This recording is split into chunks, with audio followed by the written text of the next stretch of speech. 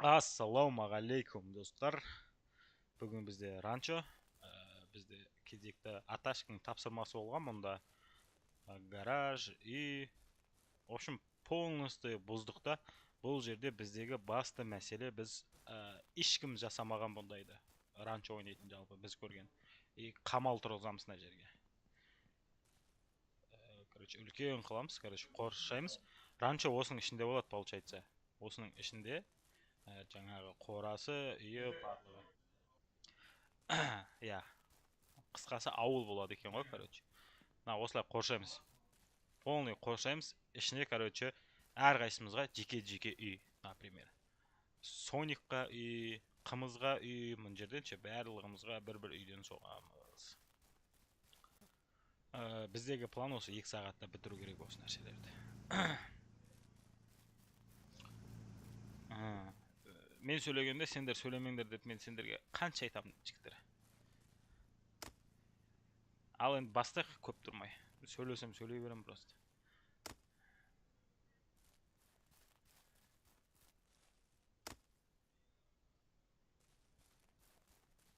Сен кеп ағаш аралай берсең деп от, аперейші.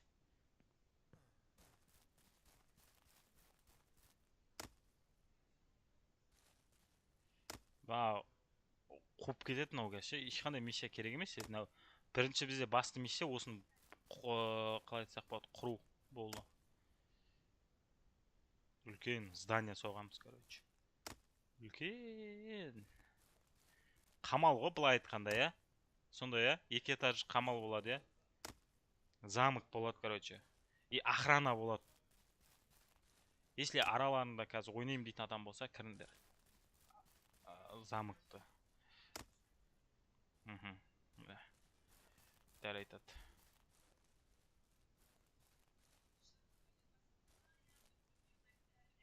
Вакансия ғой. Жұмысқа документ тураласаңдар болады. Я, іс жер армау керек. Қанша адам болып ойнады? 3 адам ойнап отыр, 3 адам. Оны бізден сұлтан халық неғылады, қабылдайды оны. Бізде қазір түсінбей қалуларың мүмкінші. Бізде 2 жігіт бар. Біреуі Сұлтанбек, біреуі Бексұлтан. Короче, Сұлтан десең де екеуі де 27, екеуі де Чимкенттікі. Біреуі семіз, біреуі арық. Біреуі қуып қаған, біреуі қумай қаған. Короче, 2 жігіт бар. Екеуінің атының бірдей болғаны маған қиыншы. Сұлтан десең мен ба, анау ма деп, короче. Біреу. Я, солай, я. Никте қалай тұр, солай болсын. Солай кетсін жігіттер. Айдана өлең заказ берсей, өлең тыңдап андай қылайық та.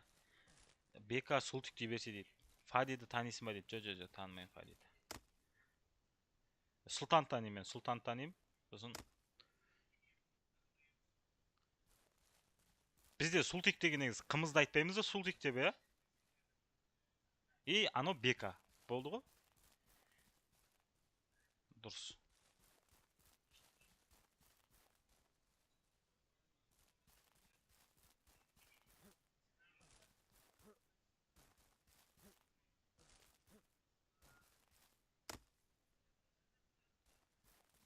Мен бұқтау қолымнан келмейді мен жігіттер. Мен өнегелі, көркем мінезді, С дегендегі сабырлы, Ж дегендегі жауыз, П дегендегі пидаразбын ғой десең. Сонда тек ағаш орасындар ма дейді. Жігіттер, кішкене сабыр ғой, сабыр. Басынан бастап мен тақырыпты түсіндірдім ғой. Біз замок салып жатырық, короче. Міне, вообще полный ранчомызды қоршадық. Осының барлығына бізге ағаш керек. О ағаш немізді тазартуымыз керек. Замоктың ішін ағаштан тазарту керек.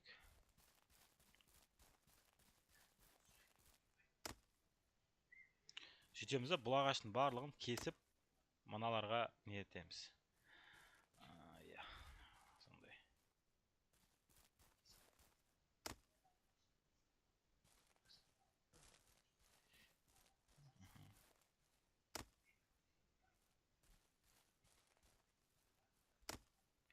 тазарып жатыр. Брат, этаппен ғой, короче, ше. Мынаны шауып құлатамын, иә? И мынандай көтек болады бұл. Көтек дей ма, дөңгек дей ма, не дейді? Осыны тақтай қыламыз ғой, короче. Как называется?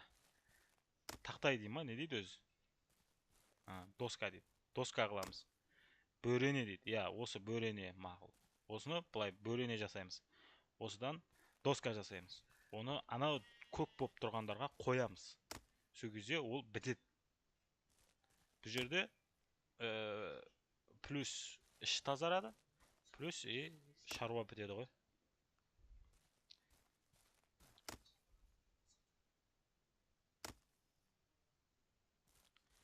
Стримдасың ба, қымыз?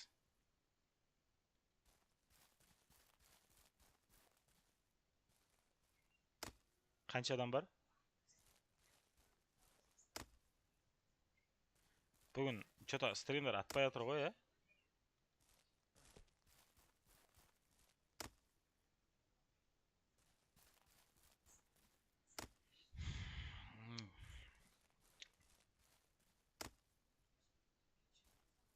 Бізге қызық болу үшін бірге жұмыс жасау керек сияқтымыз, ше? Бәріміз жан жаққа кетіп қалмай, ше?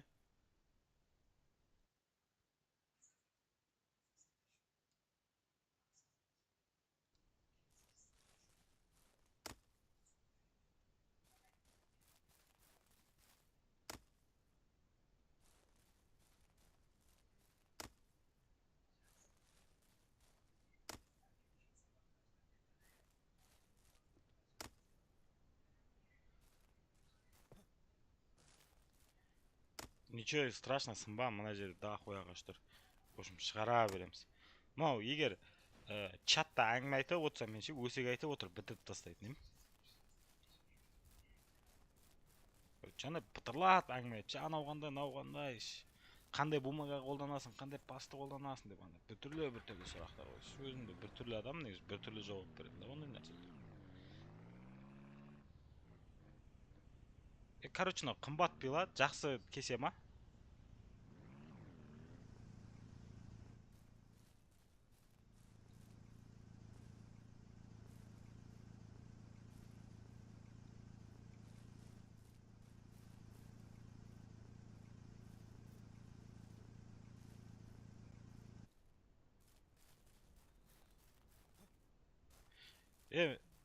Ебайт, әдем көрініп жатыр, болды.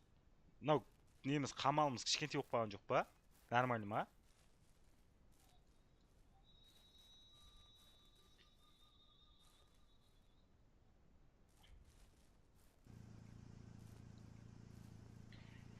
Қазір андай қылайық, ақылдасып соғайық мақма. Соник. Алейкум ассалам, Әлбек. Андай қылып тастамайық. Ақылдаспай, поху, бай. Жалпы құрылыс саласында ебің бар адам екенсің сен. Сағат 12:30 болыпты ғой.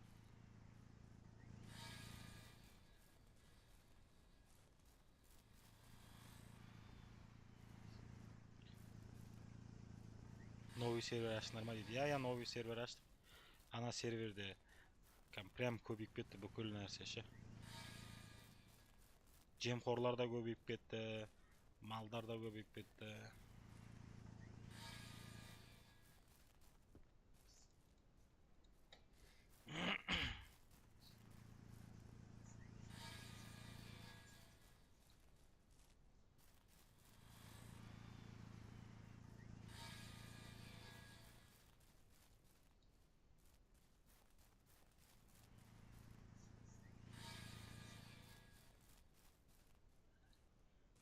ID сессия қалай дейді. Айба, нені айтып отырсың?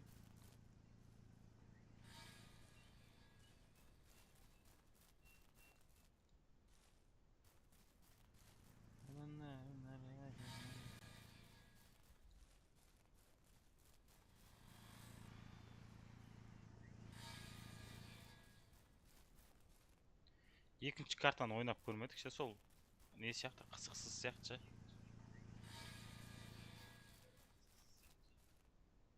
Маған ұнамады жалпы. Неғыламыз, ұйықтаймыз ба?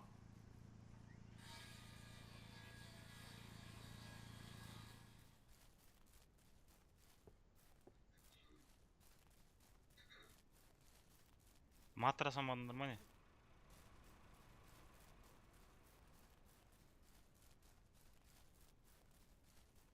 Мен мұнда. Біреу алып қойса, мұнда сиямыз ғой 2 адам. Енді бір матрасқа ол жақта ақшаң көп болса, тағы да ранчо сатып аласың ба, сондай дейді. О қызығы сондай ма ол жақтың сонда?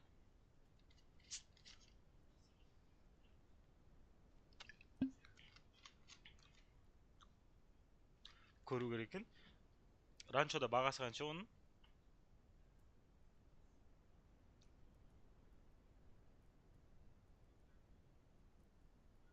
Қойш. Сафарида жүресің ба? Өзгеріс сол тек картада ғана ма? Ол шөл дала. Шөл емес дала. Сосын жоқ, жалпы ранчоның тізесі шыққан ойын ғой. Басқа не ойын ұсынасыңдар? Қызық. Сол ойынның амбассадоры болып қалатын кәдімгі. Сол ойынды ойнаған кезде біз есіне түсетіндей.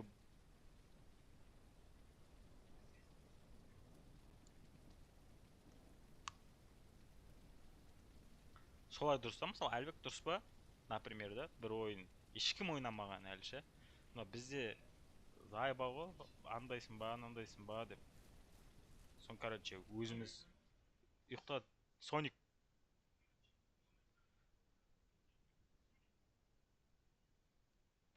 Бір төсекке 2 адам жатасыңдар ма? Түнде абайлап жатыр еді. Анау абайлайтын адамды құрт жібердік қой бөлек. Абайлайтын адам кетіп қалды. Мынау абайламасаң болатын аны. Шақырып қалды, есіме қалдым дейді. Просто бір ойынның амбассадоры болу керек болып тұр ғой, короче. Типа сол ойын ойнағанда, налар ойнайтын еді ғой деп. Например, біз ранчо ойнасақ, Фадидан көрдің ба, надан көрдің ба деп жаза береді ғой, короче. И соны ешкім ойнамаған ойын керек, короче. Түсіндіре алдым ба?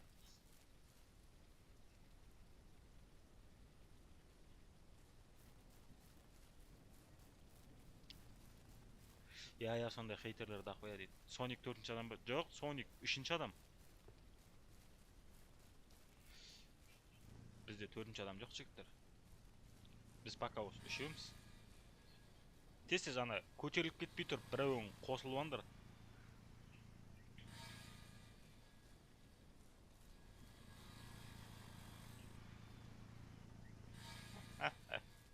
Тез кіріп алыңдар, жігіттер.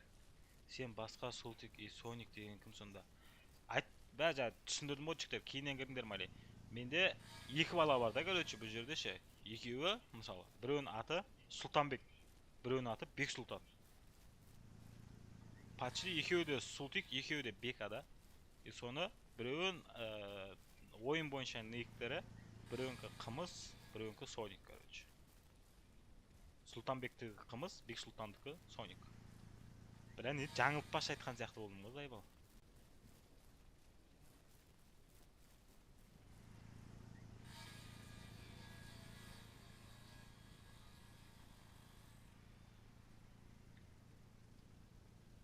Сол ғой, Соник деген ол Бека. Сұлтан деген Сұлтан.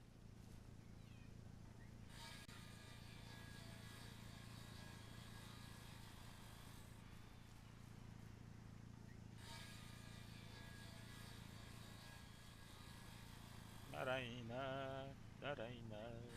Лайк басамыз, жігіттер, барлығымыз лайк басамыз бір ауыздан ше. 8 адам қазір екеуі ақ басып отырмын, мысалы. Жетеуің бассаң да ризамын ше, соны лайкты. Бензин бітті. Өзім барып келеш, бірақ сен де жұмсасам ше, жүресіне. Мен де бірге ойнайым дейді. Бізге, короче, андай пақыр адам керек.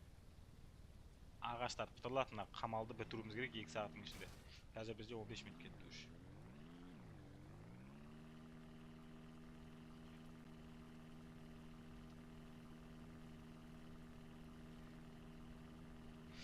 Өзің айта берсе жазып. Жазда дискордыңа қосыл.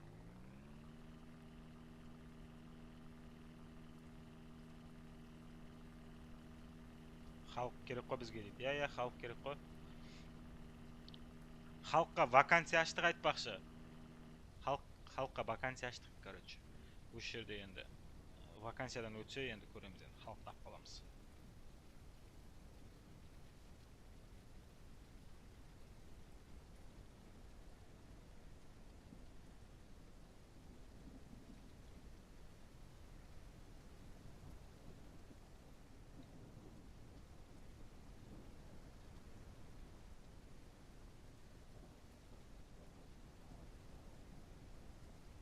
Ну, жете ма машинаға?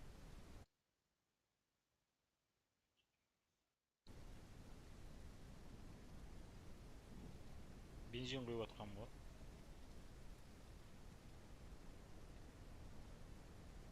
Соник халық жақсы жігіт жарады дейді. Иә, бұл кән құл боп кірді ғой басында. Пытырлап ағаштарды тасып, үйтіп бұны қымыз адам қылды ғой. Қазір енді бұл қымызды адамға батыр ғой, короче. Қымыз құйттық бітші. Бірақ сен просто есіріп кетесің да, сен мақтау көтере алмайсың.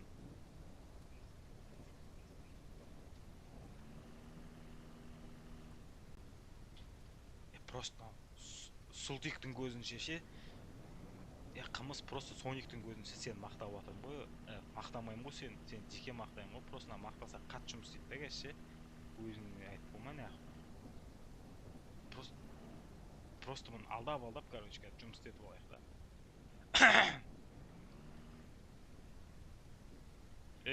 Мала десе Соник негізі жақсы жігіт қой, Соник ұрып жатыр әш. Соник, короче, анау просто ана пидорас көңілі қап қалмасын деп ойнатып жатқам ғой. Сен ғой негізі жақсы жігіт ше.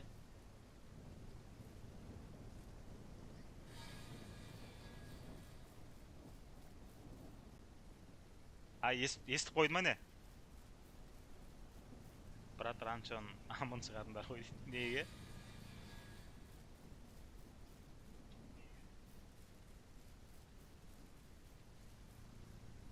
Ережесі бар ма еді бұның?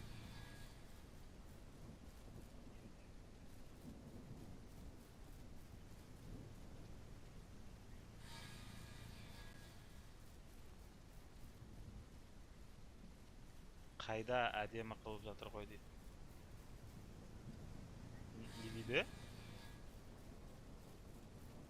Білмеймін ғой, мына далбайып не істеп жүр? Ағаш. Біраз ойнайсыңдар ма дейді. Иә, біраз ойнаймыз. Осы 2 сағат деп отырық қой. Қазір 18 минут болып 2 сағат осы жер бітіру керек. Наху олай қоршадым дейді. Ебать наху.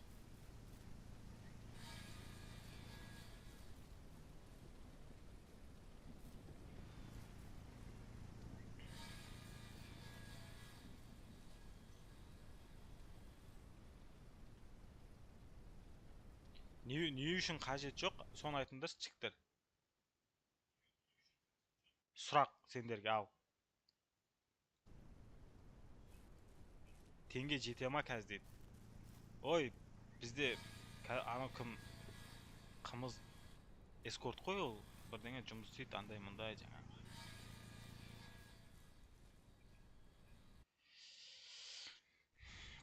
Табады ақшаны сол. Білгеніңді істей беріңдер, ранчо сендердікі ғой дейді. Әнеш.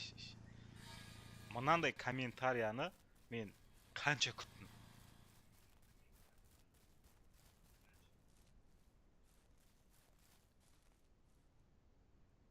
Ебайт, оны сақтап болғанша уже. Молодец.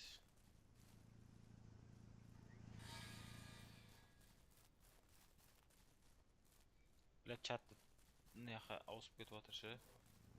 Мишкам чатқа қарай кетіп қалып жатыр қайта.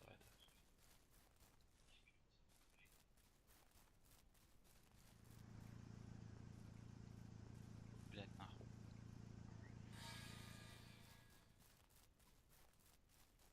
Короче, бұл біздің идеямыз да, жігіттер. Бізде мысалы ранчо анау мынау, біз бұны полный замок қоршаймыз, короче. Түсіндіңдер ма? не салып жатсыңдар дейді. Замок қой жігіттер. Бұны ранчода ешкім істемеді. Просто так не үшін бұндай қадамға бардық? Ранчоны жұрттар көтін айырды, короче. Просто так кірет шығат. Әшейін бір-бірімен боқтасып, төбелесіп, сиыр өлтіріп, үйтіп бүйтіп нетеді да бұны. Ранчоны жалпы для кайф ойнау керек қой. Өзің идеяңды, мысалы, өмірде соқпаған қораңды осы жақта солу керек та, жігіттер. Біз сондай шешімге келдік сосын. Басқаша қылайық сценарийді деп ше. Просто любой адам кірет, салат, стримит етеді, ары қарай кете береді да. Бір-біріне ар бер дегеннен. Біз енді бұл жерде бір-бірімізге еш нәрсе дей алмаймыз. Сол үшін ғой, короче. Осылай рахатты бір-бірімізден емес ойыннан алайық деп отырық та, иә. 4 бұрышқа 3 садақ шалсын.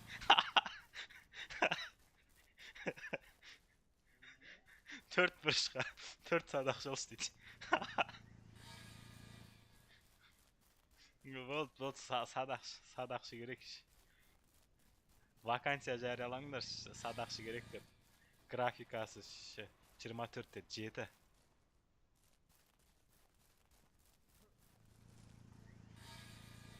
Ағаш жетіп атыр ма?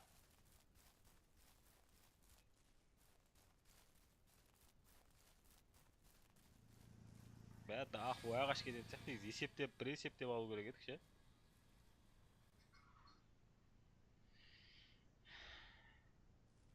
Байқадым, ранчоны бөлек ойнайды екенсің дейді Асқат. Міне от души жігіттер, осындай нәрсе жазсаңдаршы, просто ағаш алуға сігіліп барып келесіңдер дейді. Ничего страшного, өзіміздің кайф қой. Міне Асқат от души, міне осындай пікір қалдырыңдаршы жігіттер. Настроениені көт қылмаңдаршы.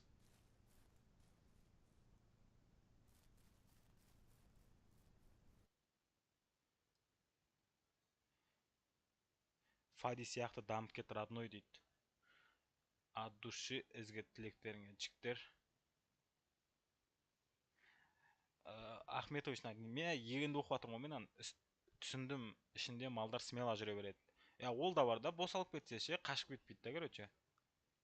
Братан, шошқалыңдар, пиздец дамисыңдар дейді. Жігіттер, біз айтпақшы, стрим басталғанда жігіттер халал деді ғой, короче, шошқа алмай-ақ қояйық деді.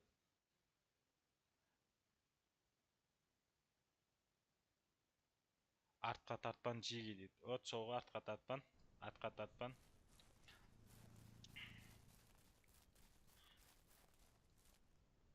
Бізде мынау просто бір халал бар да ше. Шошқа. Негізі шошқа ол дамуға ғой, жігіттер. Алдында көрмедің ғой, фадилардан 7 есе дамып бастаған көрген дейді. Бізді көрдің Асқат сен, сол кезде, я? Бізді дамып сағанда. Жалпы фадиларын бір ютубтан көрдік ше, негізінде біз көбінде ютуб қараймыз да, ютубтан. Нуниларды көреміз, даже нунилардың өзі олай дамытпаған. Бізде просто алдыңғы серверде уже патологына жеттік қой, прикинь, патологына істейтін дым қамады ғой. Жылқы, пылқы бәрін алып тастадық. Шошқа алмасына даму қойын. Бірталай нәрсе істеп тастағанша ананас ек дейді. Я. Онда егінге де нетіп сатып қой. Бар екен ғой, міне алдынан бері көріп жүрген Асқат красавчик молодец. Ау.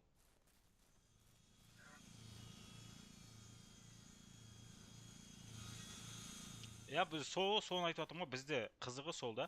Анадан көрдіңдер ма деп. Біз просто ешқандай стример, жалпы ранчо ойнайтын адамдар дәл бұлай істемеген. Бізге енді бұл жолы осындай ерекше андай шұбыртып, ар-бер базар жоқ. Шошқамен тез дамайсың, неге? Шошқа туа берді екен да, просто бір көтесі 9-ын туады ғой, ебана бұрат ше. Бір кішкентай қорасап сидырамай қалғанбыз, 5 шошқа алып ше, көбейіп кеткен де. Енді қазір біз ондай нәтиже жасамадық. Өткенде стримда кім болды? 30 шошқа өлтірдік қой, 30 шошқа өлтіріп 10 жыл қалдық па, бірдеңе алдық. Бір рет кірсем, балықтың салмағын тап, ақша ұтып аласың. Ерекшелеу болды дейді. Ондай да ойындар болды, мысалы, балық ауладық. Кім балықтың салмағын дәл табады, көллерге салғанда. Соған адушиннан горилласын аттық, мысалы. Кім ұтып алды сол кезде? Қора емес, брат, бұл не ғой? Қамал ғой? Не дедіңдер жаңа? Замок, короче. Бұл қамал. Ау, жоқ, енді түсіндірейін де, енді бұл типа ішінде ғой ранчо ше, жаңа біздің үй қора деген осының ішінде болады, сыртынан қамау. Қазір жігіттер толық бітіп алайық, біткеннен кейін көрсетеміз. Бұл блядь пиздец болады, короче. Идея ғой, короче. Осылай неге жасап көрмеске дедік та. Мына жерде Асқат отыр ғой, бұдан алдын ойнағанымызда как просто стримерлер ұқсап ойнап тастадық. Заданиясын орындап, там ар бет жан жақта лағып жүріп, олай уже қызық болмайды бізге. Бізге осылай қызық болып тұр да, жігіттер қазір ше. Осындай үлкен міне көрініп тұр ғой, замок. Бізде әлі дым жоқ. Футбольный поле салышный бәрін саламыз, қала саламыз қазір ше. Үйде бітпеді әлі, ешқандай қора да жоқ, и мал да жоқ. Бізде осы просто. Осыны бітіріп алайық. Проекті дайын тұр. Проектіге енді бір адам керек, жігіттер араларыңда бар ма ойнайтын? Бір адам, мен дайынмын, 24-те 7 алло десеңдер кіріп ойнап кете аламын дейтін жігіттер болса, жазыңдар, бірге бізге бір адам керек. Уже 4 адам. Осылай жинақы болып тұрады, қора басқа. Соны жинақы қыламыз ғой, короче, кіре берсін үй деген сияқты ше. 176 адам отыр қой, жігіттер, лайк бас тіркеліп отырайық, жоғалтпамас үшін. Бізде жалпы ранчо майын ағыз ойнаймыз, андай қалам балам бірдеңе емес. Түсіндіңдер ғой, жігіттер, қазір кейін кіріп отқандар болса, әр секунд сайын түсіндіріп жатырмын ғой. Үлкен ранчо соғамыз, короче, үлкен ранчо.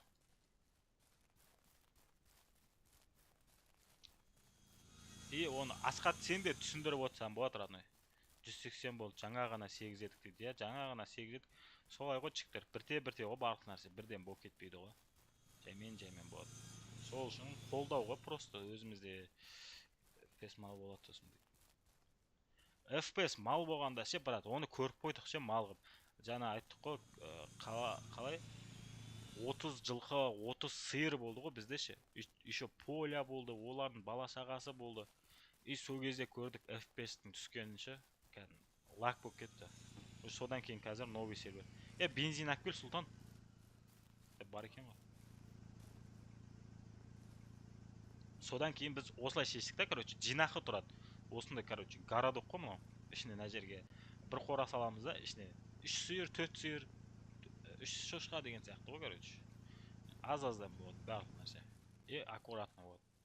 Может, мына жерде бірдеңе ек тастаймыз, көреміз ол жағын. Одан да қора салмасаңдар, мал осының ішінде жүреді дейді.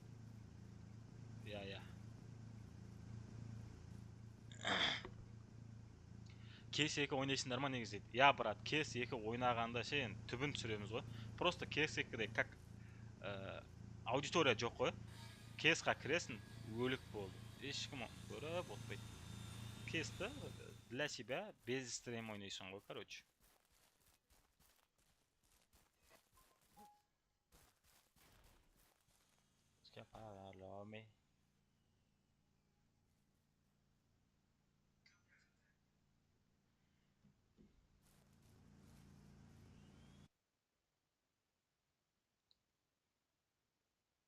Дауыстарын естілмей қалатын болды енді ше.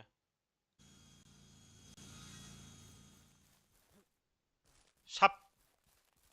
Әуде! Хей!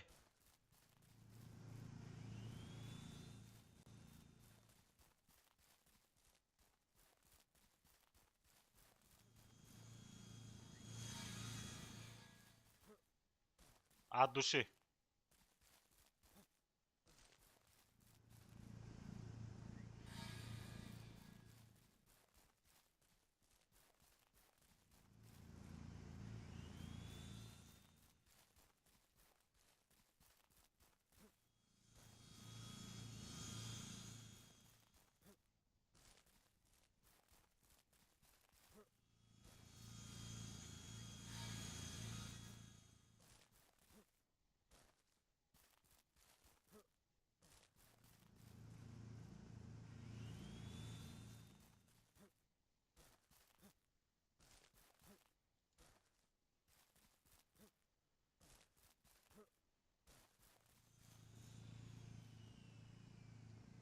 Ой, ёбана в рот.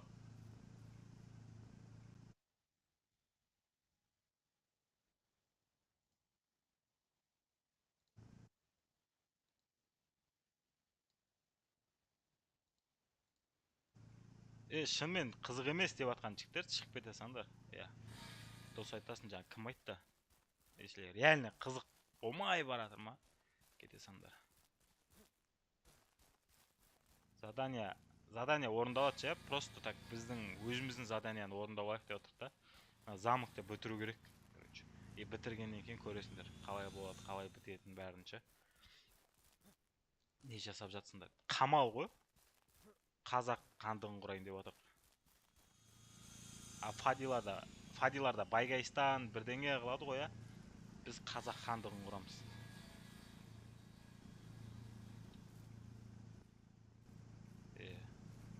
Жылқымен қой бағып сондай қыламыз. Жібек жолын салып бәрі.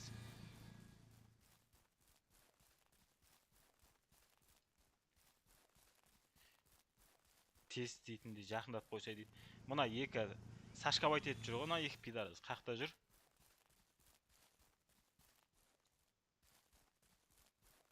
Түйе қосты екен ранчоға дейді. Неге?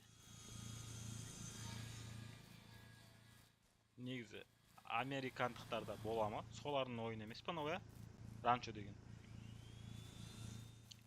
Братан, бірақ мойындашы, алдында ойнағандарында кішкене фадилеріне ұқсас болды ғой дейді. Енді ұқсас болғанда барлығымыздың ойнайтынымыз бір нәрсе ғой. Мысалы, менде стрим не бар да, Instagram аккаунт бар да. И сендерде де Instagram аккаунт бар. Сендер де кіріп біреумен сөйлесесіңдер да. И сол менен көріп істегендерің ба, например, сол нәрсе. Менде де бар да Instagram. Тура сол сияқты бұл ранчода бір ойында. Ол бір ойында 3-4 адам ойнайды. Ранчоның ережесі 3-4 түрлі болмайды да. Ережесі бір. Қалай соғады, қалай қылады. И сол бойынша ғой. Кім бірінші бастады бұл жерде? И солай. Сен анадан көрдің ба, анадан көрдің ба, емес. И бұл идея қақтан келді жаңа. Сұлтан сен айттың ба? Короче, үлкен қып соғайықшы деді ғой. Қайталаса не болыпты дейді. Соғы не болды? Жақсы жауап дейді. Соғы жігіттер жақсы жауапта. Просто істейтін нәрсе бір нәрсе ғой.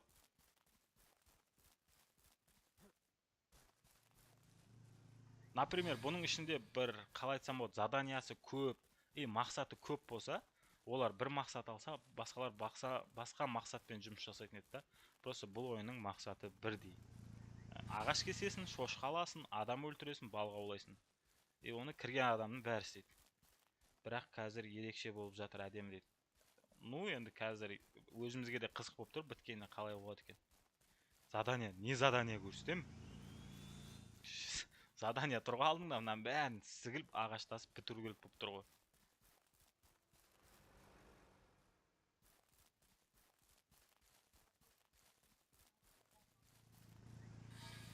Бір автомобильді әкеп тастаңдаршы маған. Шілей көп емес па соғатын зат дейді. Шілей көп болып тұр сол.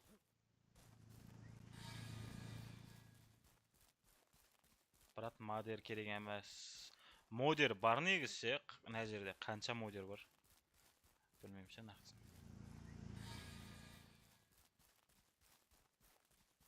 YouTube-қа шығарасыңдар ма дейді. Осы, короче, осы қамалды шығарайын деп жатыр YouTube-қа.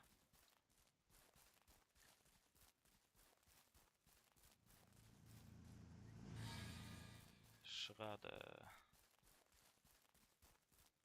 Заборды қазір көрсетем жігіттер. Сәл асықпаң. Берем десең 24-те 7 отырам ғой дейді. Берем ғой, родной. Бәріңе берем ғой, бәріңе жетем жігіттер. Қандай YouTube канал дейді. YouTube канал кімдікіне салынатын білмеймін. Бітіп алайық бірінші. Асықпай, аптықпай. ПК характеристика қандай? ПК характеристика процессор Ryzen 5 қой, 7600X. Видеокарта RTX 5060 Ti 16 гигабайт. Мониторым Samsung Odyssey G7 240 Гц сынау қосылып тұр ғой, наоборот.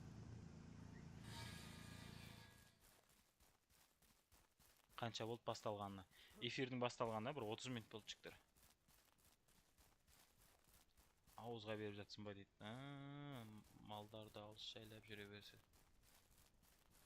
Алдында вебкамен болып жүредің ғой дейді. Вебка жоқ бар родной менде. Вебка алу керек. Вебка болса негізінде зор болады ше. Онда Фадиден көрдіңдер ма демесіңдер ше. О ше вебка болыпсың ғой, Фадиден көріп алдың ба деп.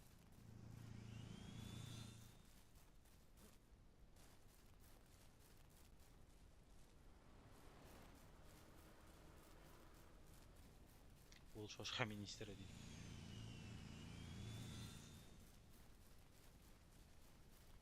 Бір рет көрдім вебкамен болған болады ма деп жатқан. Вебкамен жасаймыз. Вебкамен бізге Чина келді ғой. Шошқа сусын аласыздар ма? Жоқ, шошқа алмаймыз. Халал аламыз, халал. Сиыр аламыз, қой аламыз. Сиырдың сүті, қойдың сүті қымбат екен ғой, қой майын алсамыз, короче. Ол кезде жіктер менде вебкам емес қой, просто так телефонмен ғой.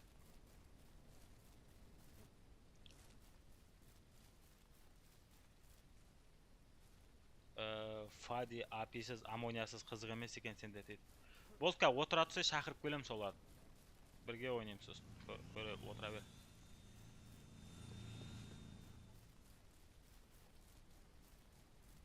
Мынау не салып жатсың дейді. Қазір көрсетем. Көліккен. Келсеңдерші, екеуін қаңғырып жүрсің, мен ғана салып жатырмын ғой. Білә, адамдар шошқа аласыңдар ма деген не сұрақ дейді. Соғы не сұрақ? Заборды бір көрсетем. Просто алдында біз 5 шошқағанбыз ғой. Қора соғып ше. Едіяқта басқа тірлікті істей бергенбіз ғой. Кесек ана 5 шошқа, 45 шошқа болған ғой. Қораға сыймайды ғой. Лак ұстап тұр ғой, бір-біріне жапысып ше. Тиш скучно ойындағын дейді. Не істеймін, боқтап отырайын ба енді? Қалай шулатайын оны? Шулататын сендерсіңдер ғой, чіктір. Шошкин керек, жақсы ғой.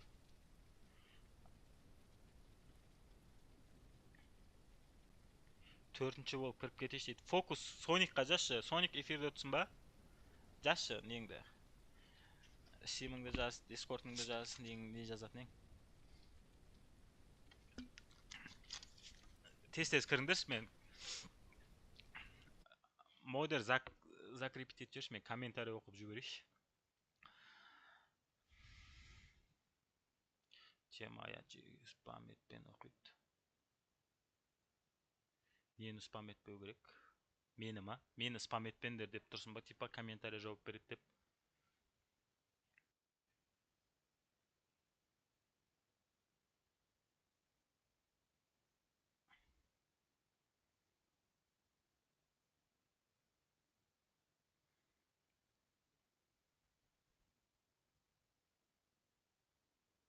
Биыл бітпейтін сияқты ғой дейді. Биыл бітіреміз, чіктер оны.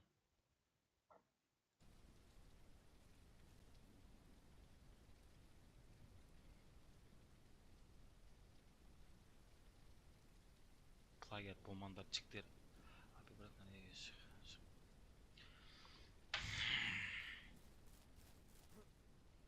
Ұйықтайсыңдар ма?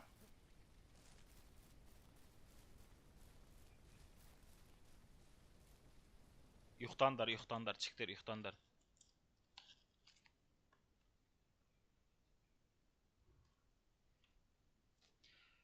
Фадидің арқасында қайталап ашады екенсің. Гномды артынан қайталап ойнадың дейді. Иә. Бәрін қайталаймыз ғой, чіктер. Қайталамаса қызық бес қол. Просто нә жерде Султик бар, Бексұлтан бар. Өскен соң Фади боламыз деп шештік қой кеше. Блокнотқа жаздық қой.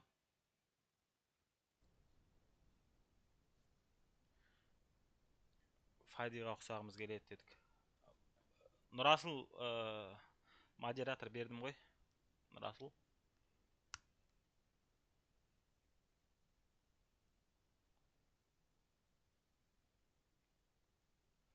Фади құдайым-ай еді, бәрі Фади, Фади деп кеткенде әркім өзінің неше адам болып ойнап жатсыңдар. Бердім ғой. Қазір 3 адам болып ойнап отыр, 4-ші адам кіріп қалады.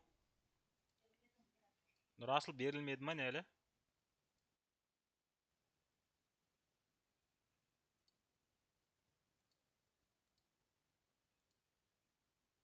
Енді кетті ау деймін. Қарап көр. Бля, братан, GTA ойнаймыз деп жүр солар. Солардан бірінші ойнап, біразын аузын жабасың ау дейді. Нахуй нужен GTA? Фади GTA-ны ертең ойнайын деп жатыр ма? Мен GTA-ны 7 жасымда ойнап тастағам ғой. Сан Андрестен бастап миссияға маған орындайтын. Нахуй нужен маған GTA? Айтыңдаршы. Оу.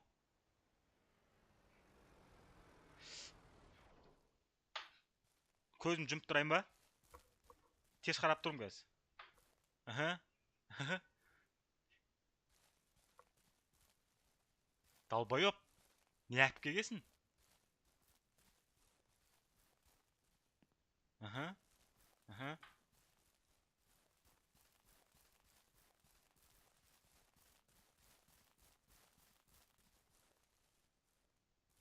Далбайоп сонда істемей ақ қой, братан десең болмай ма? Сука, өу. Короче, мен маған подарки деп бұл сігіп жұмыс істетіп қоймақшы болып тұр ғой, я. Бергеле нахуй.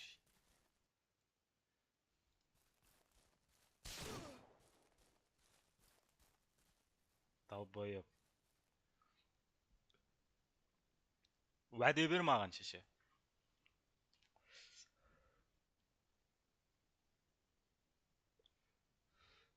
Чо за Steam кодчиктер?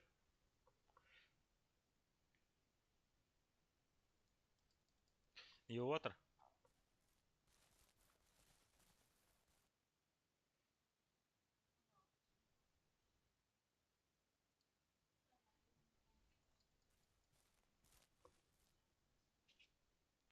Қотақта қызық емес, тастас ранчоны дейді. Шығып кетсе тамыр. Зорлап шығар жеру керек байлай.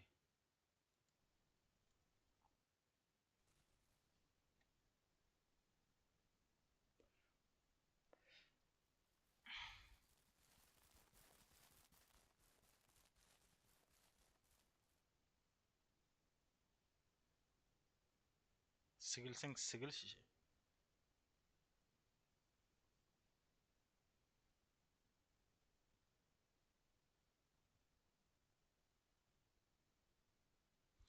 Сідігің шашыратып отсың бұл жерге кеп.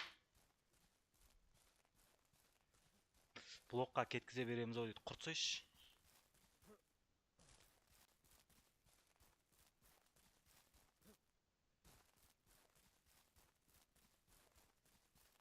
Дискорд қайдан табамыз? Дискордты жазсай, Соник деп жазсай. Соник жазбадың ба не?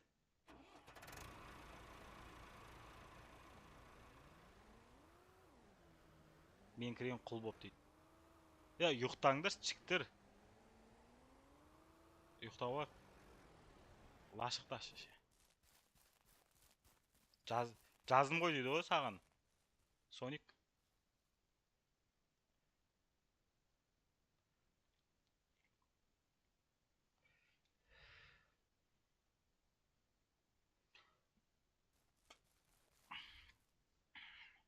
Соник деп тұр ғой міне. Ранчо 3300 теңге ма сондай тұрады.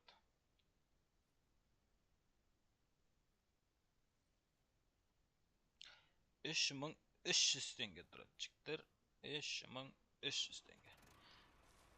Тұры еппашамай таң атты ғой наху. Көтіңе күн түскенше ұйықтайсың ба?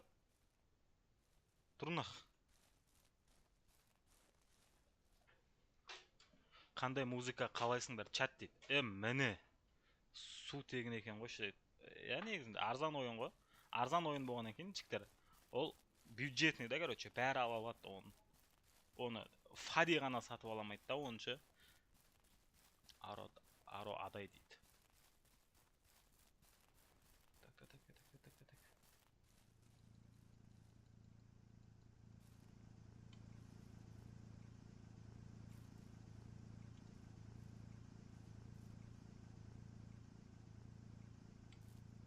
бәрі өлең жазып кеткенше.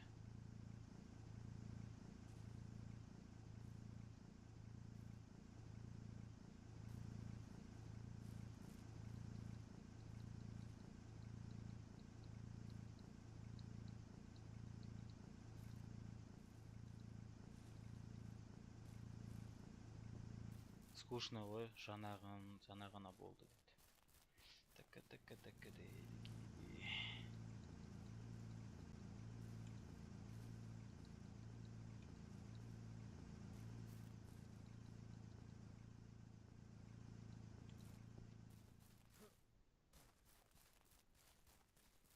Ана телешкіні әкеп бердің маған, машинасын әкетіп қаласың ба? Бұны әкпеген екен, машинасымен әкеп бермейсің ба? Қолмен сүйрейін ба? Кәм машинасы жоқ қой.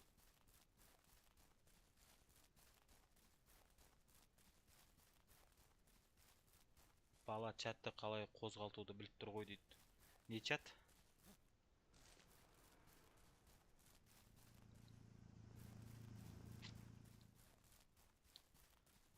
Балапан. Балап. О, шышың. Бір уыс ағаш екі-ақ жерге кетіп ма сонда? Балапан.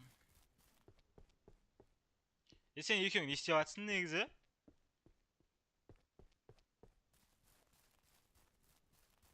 Қымыз сенше? Братан жаздым ғой личкасына дейді. Личкаңа жаздым дейді ғой.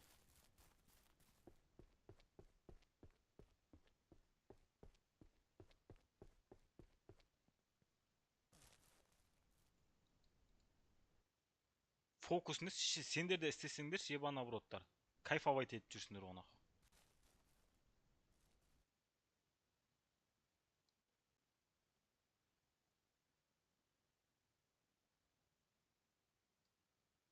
Бітіреміз, чіктер.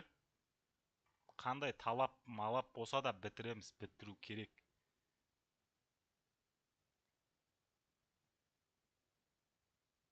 Жаңа Фади деп атқандар, Фади стримда дейді. Барасыңдар ма сояққа қарай. Фык кетіп қалсаңдаршы.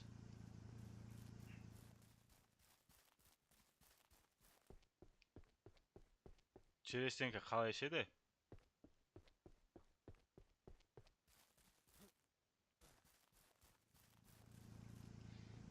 Энергиям жұтып қойдыңдар ғой, бля, Фади деп. Самайым наху, өздерін самаңдар наху. 8 садақ салатын болдық па дейді. 8 садақ саламыз. Олар кетті.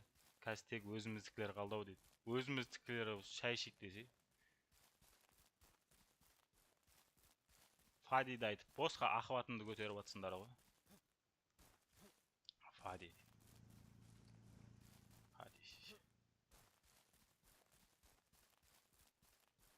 Ебать не салып атсыңдар.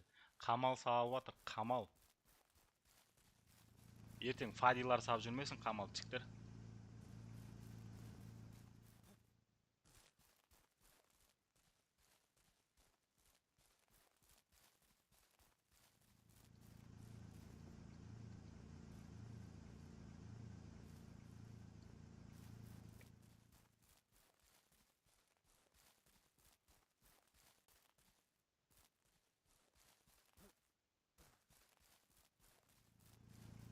Сосын кім-кімнен көшіретін көреміз дейсің ғой дейді.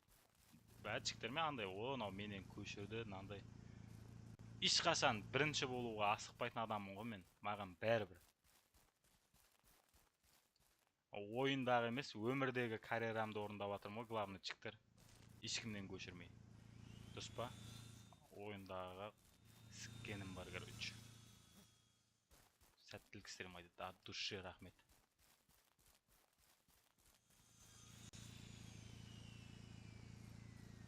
Музыканы получатель соғышқа жазаматчиктер ауыл едім сондай дейді. Я. Оны ек болмады.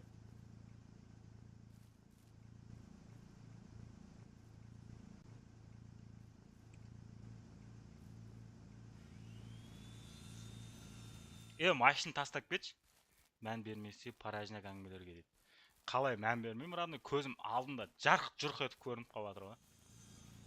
көңілің кең екен, бәріне жауап беретін дейді.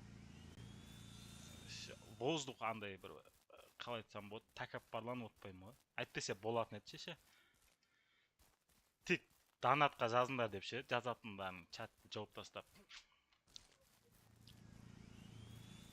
Дискордыңды жазшы Соник, ебать. Болмаса DNX Pro деңдерші, модератор жазыңдаршы английский DNX Pro деп.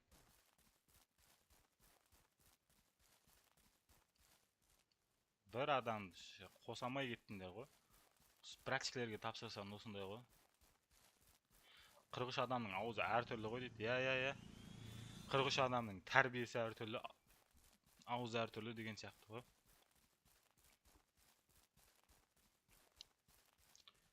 Дискордқа тастасан айт тастадың де. Қабылдап жүрейін. Менде Дискордта жоқ ешкім.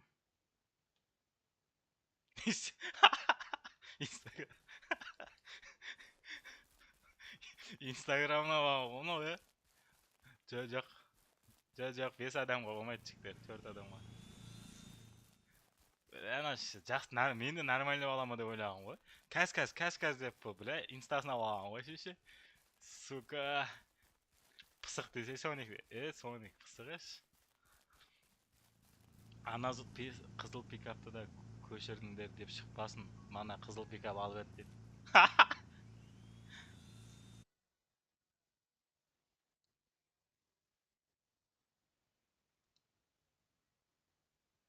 Кім?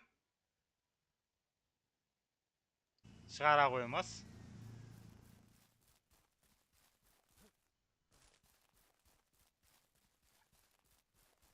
Жетет жігіттер ағаш.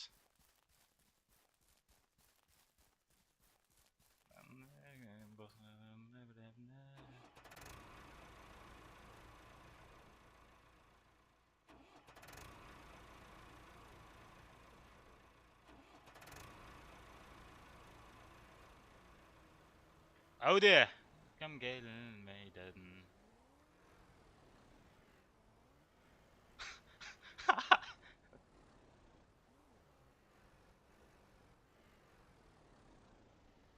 Беремай, айтып қиналмай.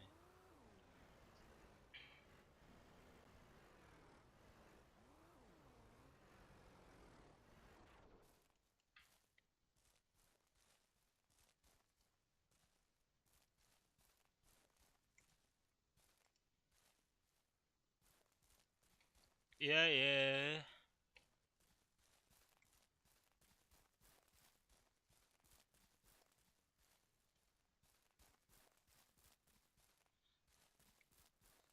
Ешкім келмейді. Сырым айнал.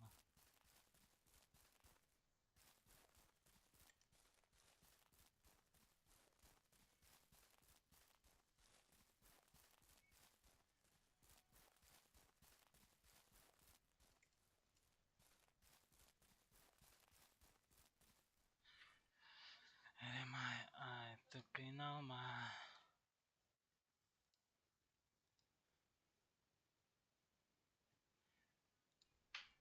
Жақындатпайсың ба сонда мәшінді дейді. Ебайтна. Просто өлең кайфына беріліп кеттім жіктер. Ойланып кеттім ғой. Ана бала кірді ма дейді. Кірді ма бізде?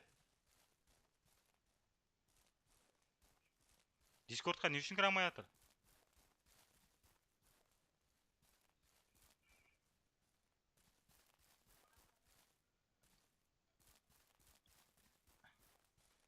Маған тастасын да, маған ақ тастай салсыншы.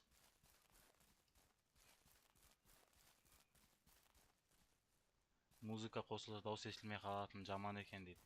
Даусым шықпай тұр ма? Қалай болып тұр? Қойшы, вообще естілмей ма даусым? Өлеңнің несін жай қою керек шығар, может быть, настройкасын дұрыстау керек. Өлеңді жай қойсақ, біздің даусымыз жақсы естіледі деген ойдамын енді.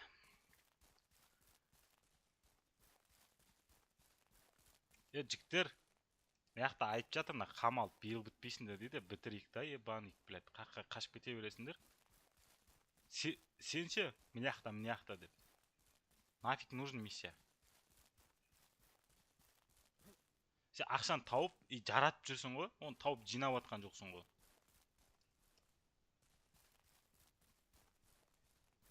Бля, бір-біріне жауап ет, анау. Сенің дискордың қалай дейді. Жазып жатыр ғой жігіттер, 67 рет жазды ғой чатқа.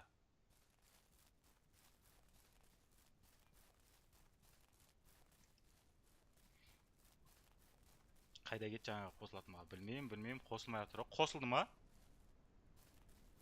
Дискордқа да қосылды ма?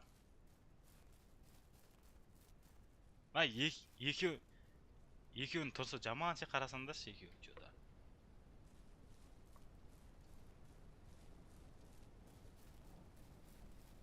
Мынау қыз ғой ау. Бәсен оны инстаграмын алып жүр деп қоям бұны. Қыз ғой анау.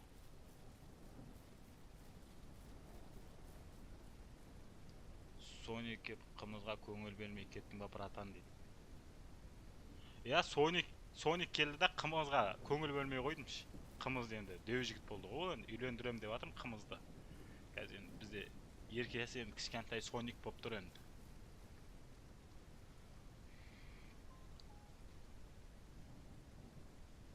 Қымызға не үшін жабырқаулымын? Нормально. Қымызға мен нормально, довольнымын. Қымыз дерзкий.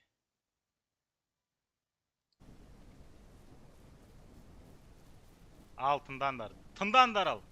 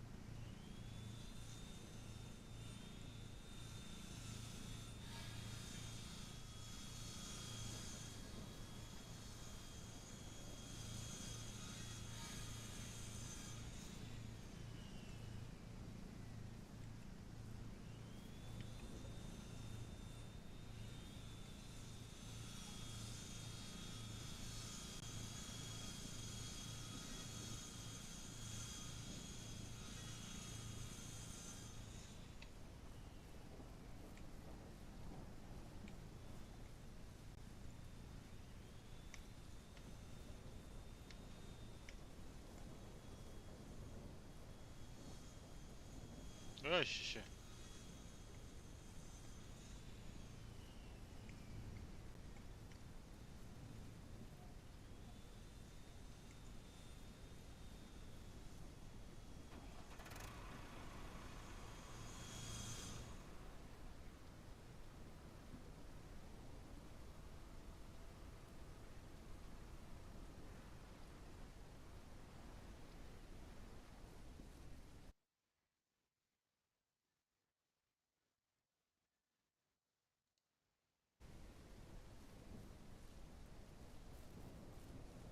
Мынаны қайтып қоятын еді.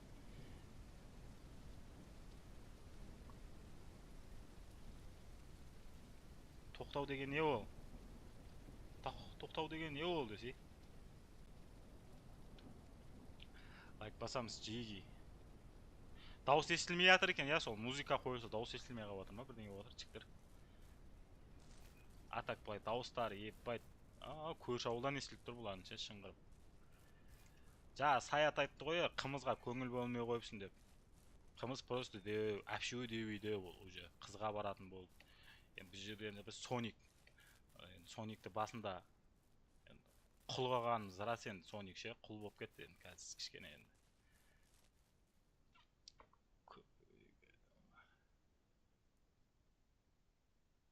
Музыка тыңдайық та бірінші қайырмасын бітіріп, ақша ақталмай жатыр ғой дейді. От душинынан қойылып кетіп жатыр ма сонда музыка? YouTube қандай АК болғанда? YouTube қандай АК кім? Қымыз? Білмеймін нақты қандай аккаунт екен. Көреміз жалпы. Қымыздың аккаунты ғой, короче, YouTube канал. Ол жерде не ранчо түсірілмеген, ол жерде тек Free Fire, ары бері. түсірілген. YouTube канал сұрап жатыр да, соны. Сен каналыңды айтып отырмын да, короче. Бірінші TikTok'ты қатырып ақ, дұрыс айтады мына модератор. TikTok'қа тіркеліңдер. И потом YouTube'қа шыққан кезінде айтып жүреміз оны.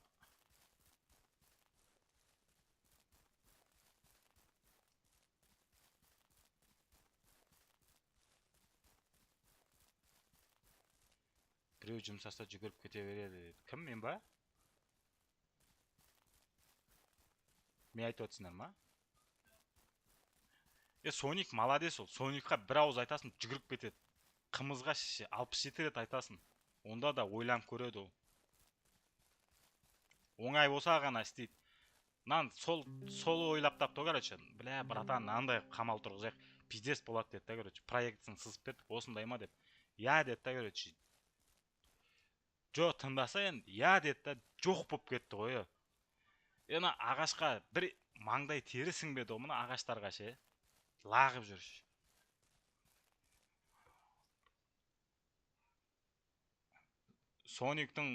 Соникта құлдықтың белгісі байқалады бойында дейді.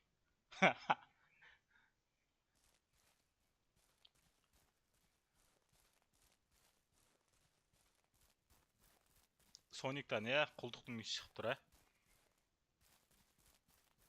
Не дейді? Не дейді Соник?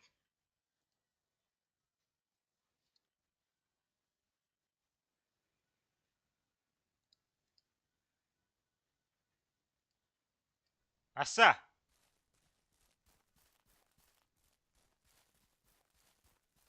Оп!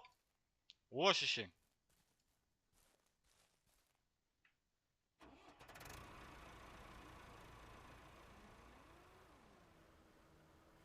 Асса!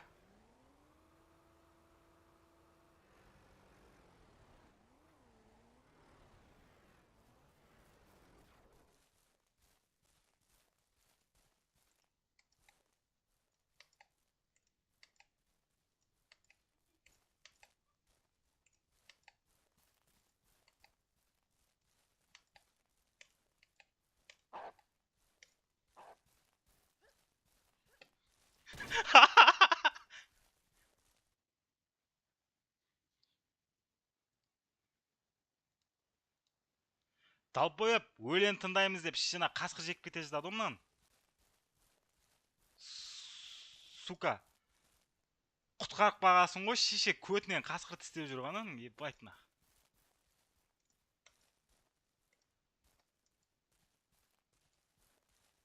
Дым бүкіш жоқ ше музыкаға. Зорға.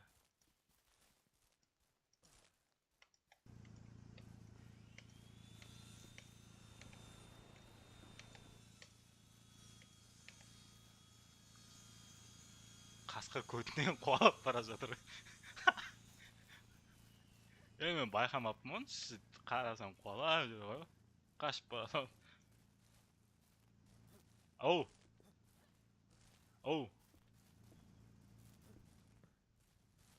Мен сыйлық алып келдім деп көзін жұмып тұрса, но маған ба деп талып қойып.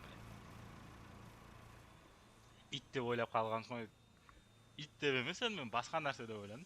Қасқыр қуалап жүр ғой. Вкустарың болсақ болсын шеше өздерің дейді. Төбелесе беріңдер, әйтеуір комментарияда жай басып бір-біріңмен. Бақ ішінде қызыл алма. Тағы бір музыка қосса қасқыр келіп беріп алайын деп. Шамалдан кейін. Белый роза зор оны енді. Қасқырға да қыз керек.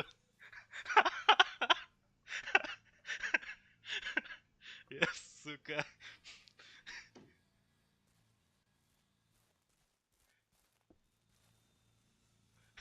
Не болып атыр ағалар дейді. Тыныштан келе ма? Кәп қосам ойында. Сука. Шыменде қасқырға да қыз керек па? Ебайтына. Көтінен қуалап жүр онан.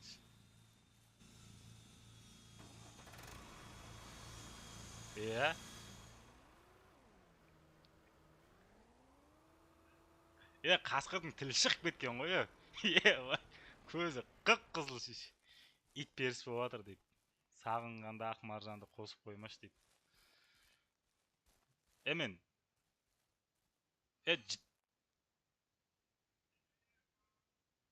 жігіттер. Нан істесек бірге істек, наху болмаса үйді істейік, зайбал.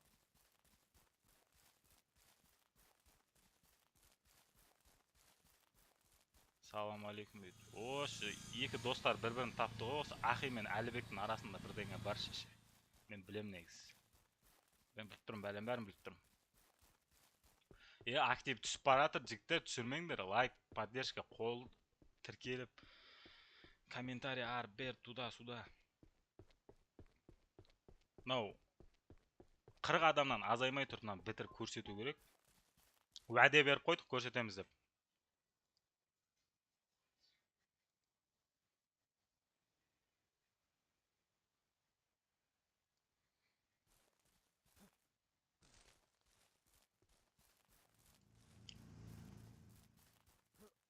Әуде!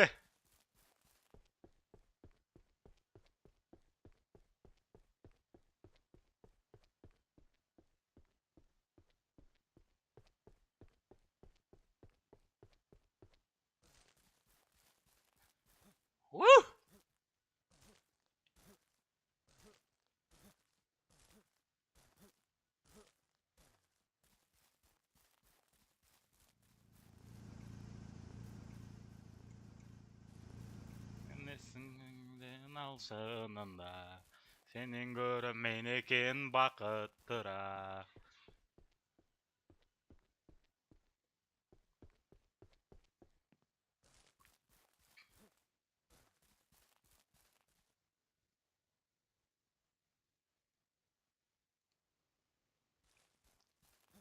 Ағашты магазиннен сатып алыңдар, тез или арзан болады дейді. Чо там?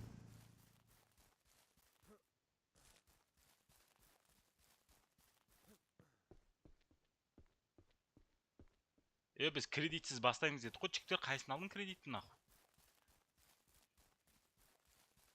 Соник кредит төлемедің ба не? Сен еще жылқы сатып ағасың ба? Долбоеб, нахуй алдың кредитті? Займ алдың ба, не алдың? Қай банктен алдың? Ебать, займ ап келген ғой бар. Не салып жатсың дейді. Қорған сабатыр, қамал. Қазақ хандығын құрайын деп отыр. Ойынға кірес. Біз келісіп алған тұғымыз ғой негізінде. Біз кредит амай, халал шошқан асырамаймыз, кредит харам онамаймыз деп. Кредит алған ғой бұл.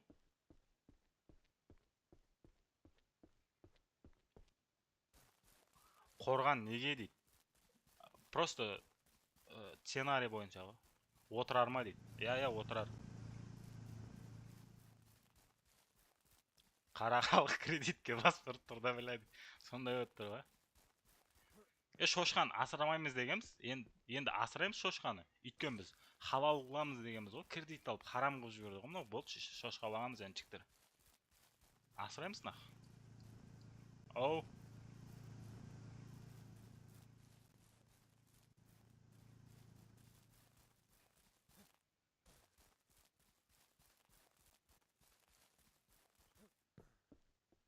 Шошқа сонда жақсы дамыта ма? Мен Шыңғысхан болайын дейді.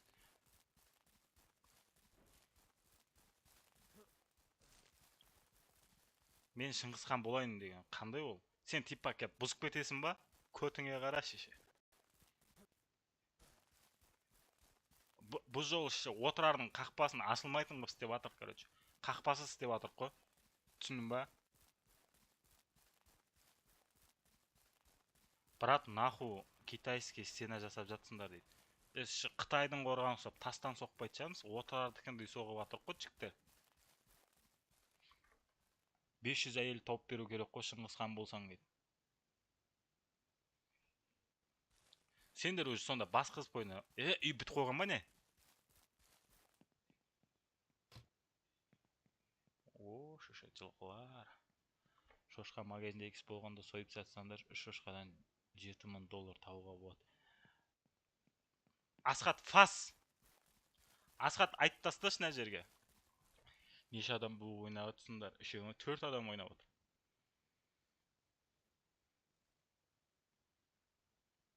Басында көру керек еді дейді. Короче, жігіттер, біз бұның алдындағы серверде, короче, не істедік? Шошқа бақтық. Короче, шошқа бақтық біз. 5 шошқа бақып қора соққанбыз. Ебайт нахуй. Ол 60 шошқа болды ғой. Амбар соқтық, ол симай қалды ол.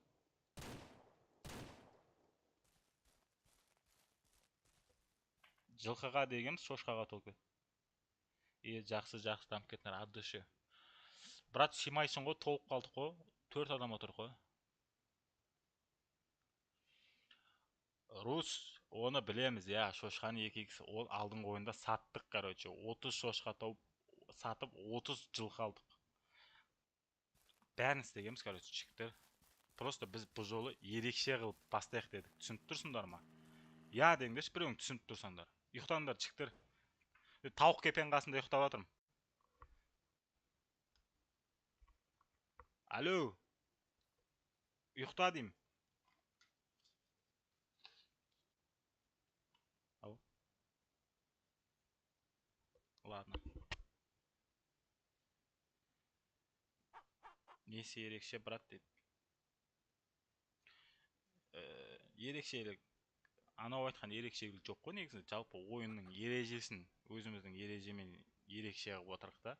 Как обычно, не задания соны салып емес, короче, қорған салдық, міне. И сөйттік та, біз FPS түсіп кетеді, сол себепті бізде мал жануарды көп қылмайық дедік. Кредит алған адам шығарып жібере салса дейді. Өтініш жалынды ғой ол, короче. Шығармаш деді ғой, қайталамайды енді. Осы кредитін жапсын енді. Мүмкіндік береміз қайттан. Тауық кепен қасында ұйықтап жатырмын ғой. Тауық кепен қасында ұйықтап жатырмын.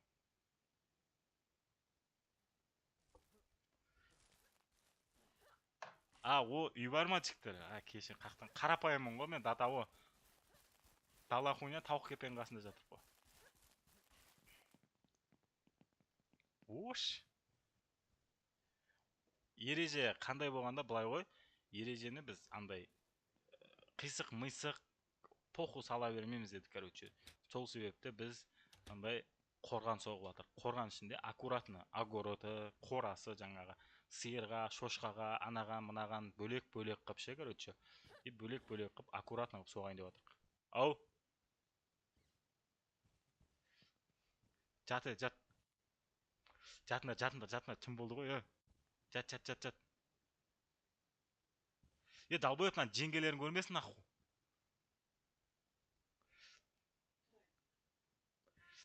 Ана қыздың қасына жатшы дейді. О қыз менің қасыма келіп жатып алды ғой.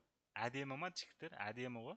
Осындай планмен ойнау керек та, ойнаған екен. Халям-балям қып, шауып жүре бермей. Шешес. Тиіскен жоқпын жігіттер. Шынымен, валлахи тиіскен жоқпын. Тез қарап жаттым. Жігіттер, тез қарап жаттым. Еба көтерді мына қыз дейді. Далбойып. Қайт көтереді, шеше таң атқан енді ғой. 9 ай, 2 апта деген нәрсе жоқ па? Мал көбейтсен FPS түсіп кетеді ма дейді. Қалай айтсам болады, жыбырлаған нәрсе көбейіп кетсе ғой. Біз бақтық қой шеше. 30 сиыр, 30 жылға басып ек. Одан кейін 60 шошқа ма қуып кетті ғой эфир. Ема жеңге кірсен ойынға дейді. О шеше, уже жонышқа сап жатсыз ба дейді. Шошқа сияқты тумасын 4-5 баладан дейді. Қарап періп жүр ғой мынау, персонажыңды ауыстырып кеш барып. Мына жерде сұлтан жұмыс істемей қойды, сені барып көтіңнен қалмай қойды ғой. Жеге қой сиыр басында наху керек емес, барынша шошқалың.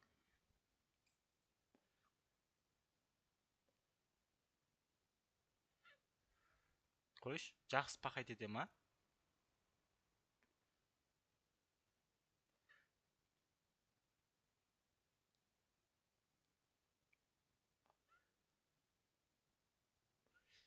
Сігілші жас бала. Төбелесіңдер. Қырын, еттерін жеңдер. Сырттан ағаш тасимыз ба енді, іште ағаштар бітті ма?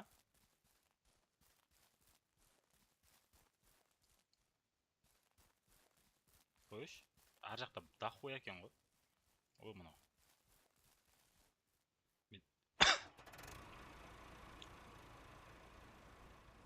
Брат, кімнің ранчосы дейді? Сабит көкенің ранчосы ғой.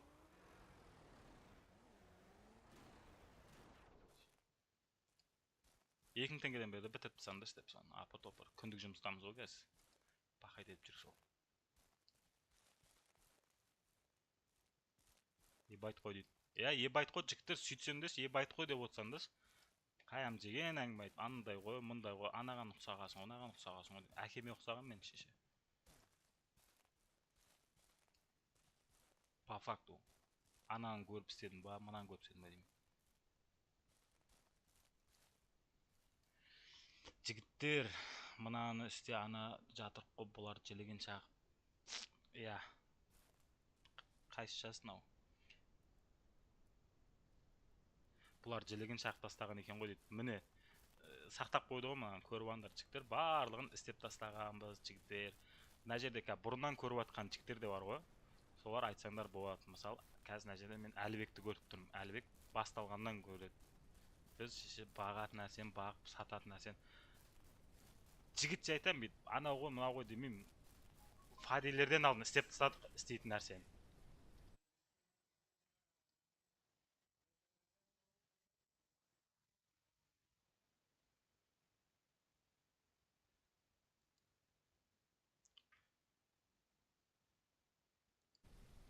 Кімнің зарплатасы дейді? Бармыз дейді. Менде Асқат бар ғой. Жалпы жігіттер оны жілігін шақып жатыр ғой, шыны керек бар ғой. Датауы кәм анау төбеде бізде 4 күн деп тұр ғой. Қанша күнге апардық соны? Күні асып. В общем, сол 77 күн істедік. Сол серверде уже қызық қалмады. Бүкіл заданияны, бүкілін бәрін істедік. Қанша долларға жеткіздік ақшаны? 300 мың ба? 300 мың доллар ақша болып, датауы жылқы алып сатып, жарысып. В общем, қызық болмай кеткен екен. Новыйдан ашып тоқты жігіттер серверді. Оны айтпайсыңдар ма? YouTube бар ма алдыңғы ойындағы? Алдыңғы ойында записьте бар, YouTube'қа салынбады бірақ. Ранчо екінші версия тартындар дейді. Ранчоның екінші версиясын ойнаймыз жігіттер. YouTube ашу керек еді сол. YouTube ашып бір көмектесіп жіберетін адам болса, бүйтесің, сөйтесің деп ше. Если барлық ойын сақталып тұр негізі, просто YouTube'ға салу керек болып тұр да оны. Андай монтажын істеп. Ау? Жоқ. 77 күнге кім сенеді, брат, сол үшін салсаш TikTok'қа дейді. Просто TikTok'қа мен кесті ғана салғам ғой ше. Былай. Өзім жалпы андай бездельник адам емесім ше. Күндіз кешке дейін кәдімгі жұмысым бар адамын ғой. Кешке дейін жұмыста болам, оны монтаждап, оны TikTok'қа салып отыратын. Кәдімгі проф болып кірген жоқпын да мен, түсіндіңдер ма? Кәдімгі TikTok'қа салып, стрим, анау, мынау дейтін. Для себя ғой. Хотя бы... Бля, мен шеше, сендер новичок деп түсіндіріп тұрсам дейді. Брат, сол үшін айтып атырық қой. Қызықсыз болып кетті, короче. Біз ақылдастық, ерекше қылайық дедік, мынандай қорған соғайық дедік. Бірінші рет бастап далбой емеспіз ғой, мынандай қорған соғатын. Машинаны тақасай. Бәк қойшы машинаны. Просто ана чатты оқып, сендермен сөйлесіп отырып тассам андай. Кайф қой, короче, демалып қалам ғой.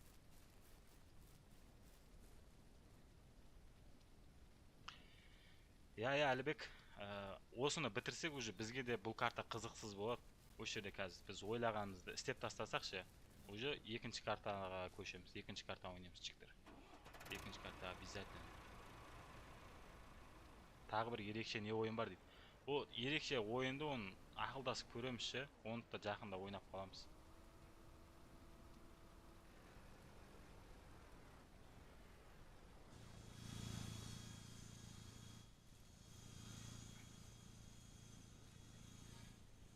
Он 19-ы ертең ғой уже.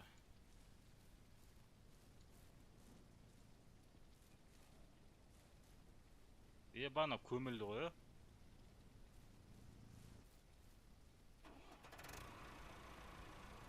иә, екінші картаны сатып алу керек, ақи, екінші карта сатылымда ғой.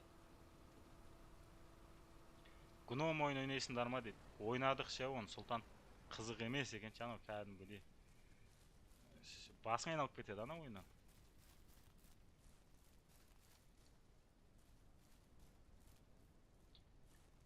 Асқат не ғой осы ненің ранчоның екінші картасы ғой. Білмеймін, қызық деп отыр енді. Фокус жаңадан келіп ақылды екен дейді. Иә. Ақылды екен.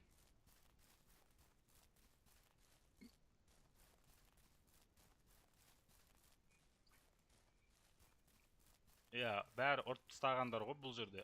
Сендер келесіңдер да Фади бірдеңе. Сондай ғой.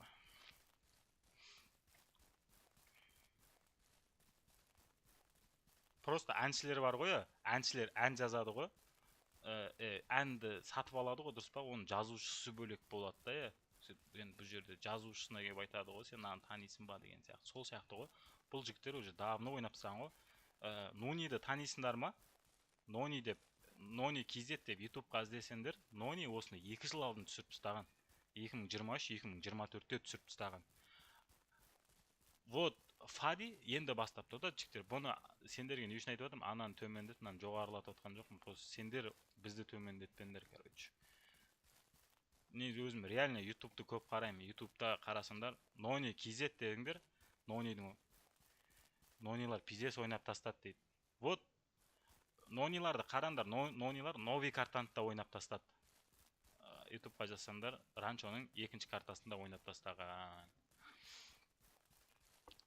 Міне Сәкенович көрген екен ғой. Нони, Нурас, Миллер, Жандос, олар ойнап тастаған. Нони GTA түсіретін. Я GTA түсіретін еді. Жігітті шынымды айтайыншы, мен бір 8 ба 9 ба оқып жүргенімде Нонидің ютубтан көретін. Ол кезде анау Дуос деген телефон бар еді. Samsung Duos па, ұстайтын. Сонымен ютубқа кіріп Нониді көретін тұғым мен. Фади апелар натуре шайха хайпанули жезгі ебақ қаз бүкіл соны любой жерге тығат дейді. Әркімнің харизмасы әртүрлі ғой жігіттер бұл жерде. Если дәл соларға ұқсаған болсақ, біз қуып отыратын едік. Біз қуамаймыз ғой біз. Серьезно ғой.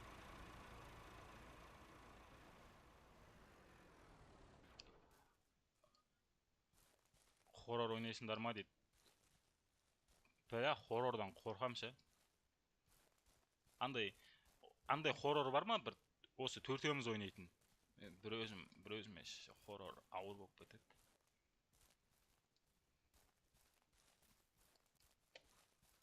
Короче, ойындар болса айтсаңдар жігіттер, на ойынды көріңдер деп ше.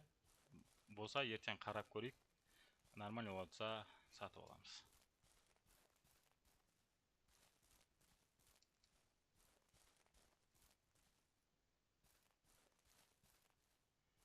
Оны вебкамен ойнайық дейді. Жігіттер, менде вебка жоқ қой. Вебка жоқ, жігіттер. Хоррорды жер үйде ойнаған дұрыс сияқты, я? Шыңғырып шеше. Донда шыңғырсаң көршілерің келетін жар. Астафиралла, не болды деп. Раст ойнап көрдіңдер ма дейді. Жоқ. Соны алған соңда дейді. Я, может быть, ранчоны вебка алған екен ойнаған дұрыс, я. Эмоциямен ше, түріңді көр. Бері. Ол да дұрыс. Вебка алу керек еді сон. Нормальныйсы 80 мың деп па, солай деп шығарды ғой. Гештальт деп нені қоямыз ба? Вебканы қоямыз ба? 2 жылдан кейін алады. Ойбай, не істеліп кеттім.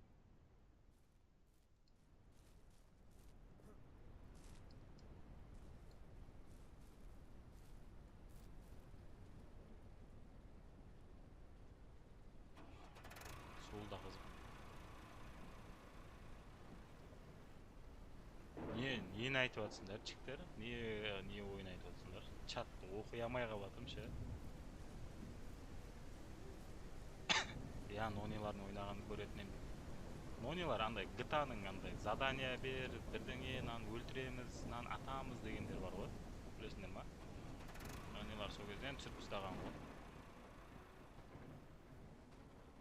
Oldu qo'y endi ya. 30 ming like жеткізейік дейді. Ya жеткізіңдер 30 ming like'қа chiqdir. Ya fokus түсіріп алсайын жаңағыдай пытырлататын бар еді. Нони легенда дейді. Нони легенда. Алик Кизетче. Алик Кизетті жігіттер. Шынымен мен білмеймін. Көрген шығармын, менде есімде жоқ па. Ақшасын лақтыр дегенше нахуй қолдап отырмыз. Ақшасын лақтырады. Лақтырады болса дұрыс бастаса. Рус ұйқың кеп жатыр ау деймін, ә? Өзің ғана түсіндің ау оны. Балалық шақ сыйлап тастап нони дейді. Байт мынау Сакенович деген ше. Пат алып отзыв айтады екен.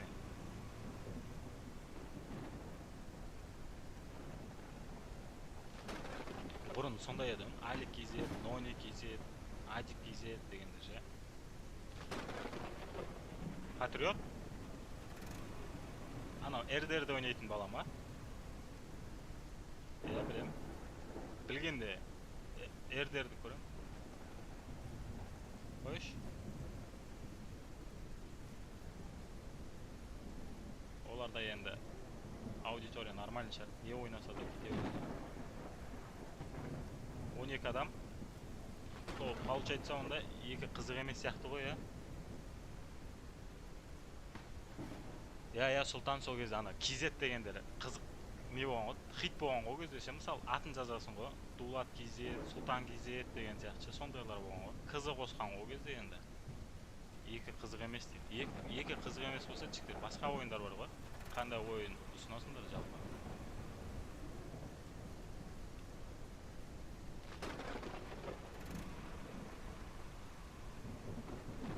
Қасындағы айтады, ойында айтқасын ақшасында лақтырып жіберсе дейді. Қайсысын айттыңдар ақшасын лақтыр деп?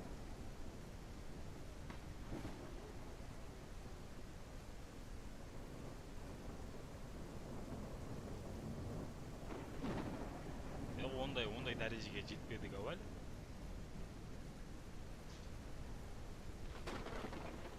Типа соның гештальтін жауап бересіңдер ма сонда? Ойнағысы келеді.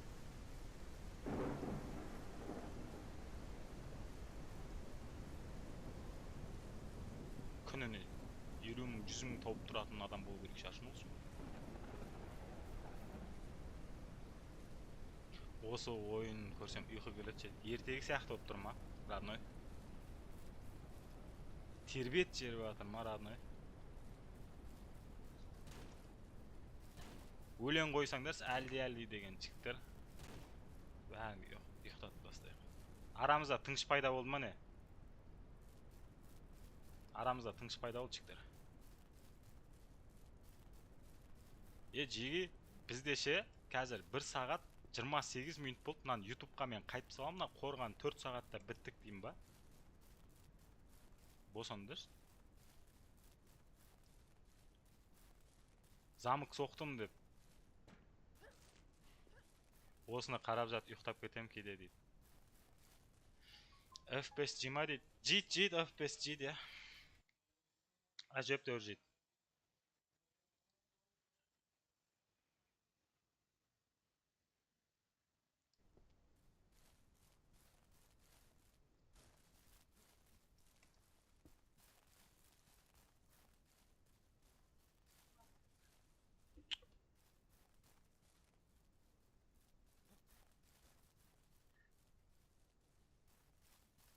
Ой, заебал.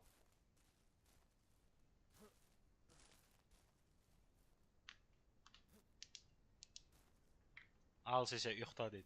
Ұйықта.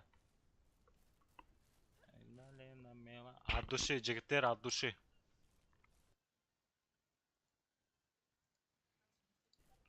От души, жігіттер. Қайсың жаңа ұйқың кеп атқан? Ұйықтандар ал енді. Ебай чошып кеттім оны.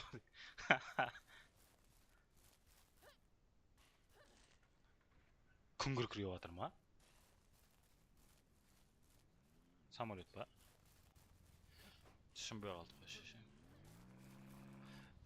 Ла. Ернардың екінші аты ұйқашар дейді.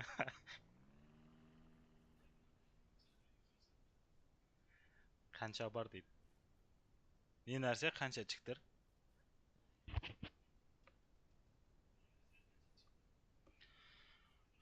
Баланста $730 бар. Не істерімізді білмей жатырық қой. Братан, вебка алсаң. Я байқадым, Сұлтан, мен андай қылдым алдында 1-2 күнше. Телефонның камерасы бар ғой. И сонымен жалғап жүрдім да менше. И потом мен анау не тұр ғой қазір. Донаттың несі, телефонда камера қосылса уже экранға шықпай қалады. Оған отдельный телефон керек деген сияқты ғой. Лучше вебка алсаң дұрыс қой. Забор міне. Негізі бұл заборды кішкентай болады, үлкейтейік деп ойлағам ғой. Сөйтсем нормально екен ғой.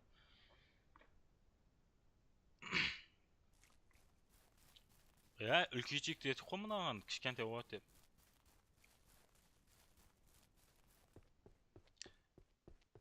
Іші мына жерде жаңағы Әлібектің 8 садақшысы жүреді ғой мынаның ішінде ше. Садақпен ары бері. Үстінде жүре ма? Мақұл, мен үсті бітпеген ғой, ішін көрсетіп жатырмын ғой міне. Ішін мал қора қылсақ та болатын сияқты жігіттер. Мына жерде пока үй тұр. Әлібек үстіне.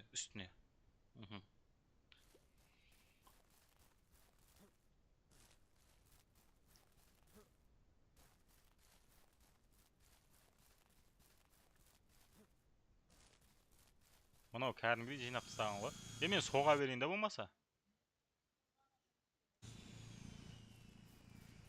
Соғая қыз ғана жұмыс істеп жатыр ғой. Қақтасыңдар.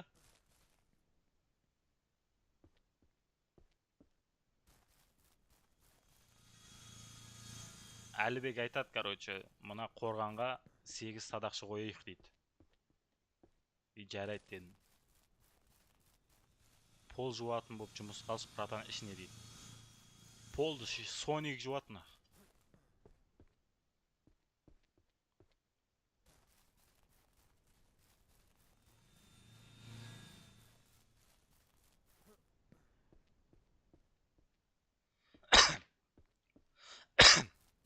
Құрылыс министріңді, Соник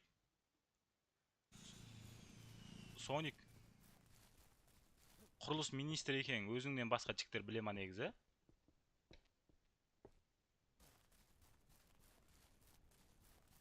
Сен құрастырып сігіліп кетіп атсың ғой, сонда бұны істеген адам айтылмай ма?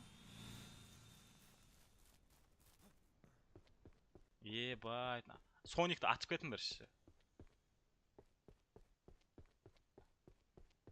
Натури Соникті атыңдар да, айдалаға тастап кетіңдер қасқырдың жанына.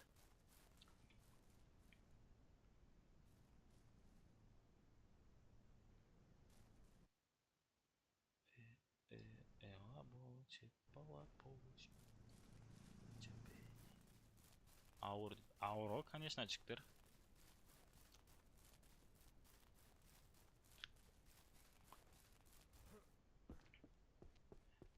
Жеге 50 адам отырып қой, тіркелмегендер болса, тіркеліп алайық жіктер. Сол садақшының біреу. Бол. Кім мықты?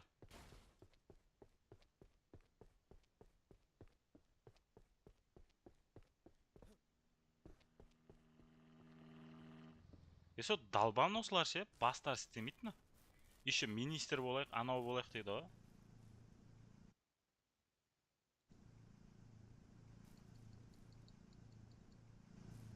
Бәрібір тіркелмегендер болса, жігіттер тіркеліп отырайық. Для поддержка ғой, короче. Жеткізіп тастайық та.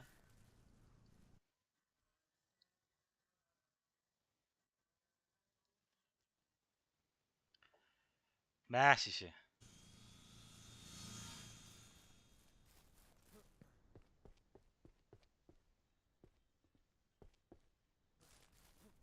Ұйықтаңдар ал.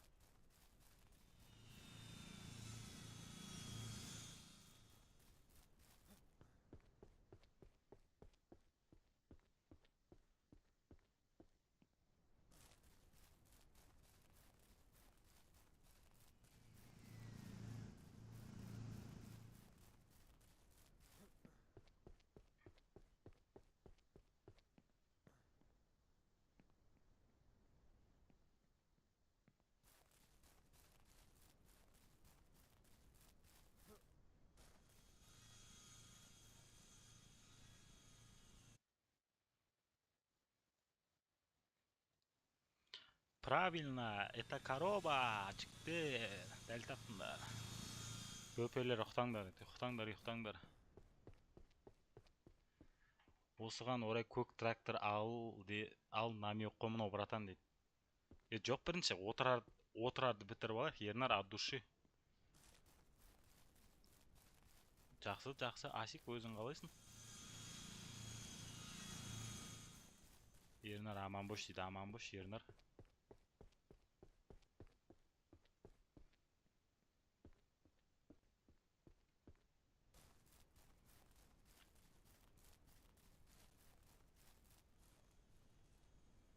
Братишкам залдан қасыма жүгіріп келді ғой дейді. Братишкам залдан қасыма жүгіріп келді. Бля, мыналарға шеше тақ түсіндіру керексің, зайпал. Синий тракте қосқан ғой музыка, сон залда жатқан братишкам жүгіріп келді қасыма дейді да. Старый ғой, брат, просто біз андай новый сияқты ойнап атырық па? Телефонын айырылып қалаждан дейді. Қорған салып атыр, жігіттер. Ана қыз бала боп ауызсыншы, ато көрген сиыр не өшіп.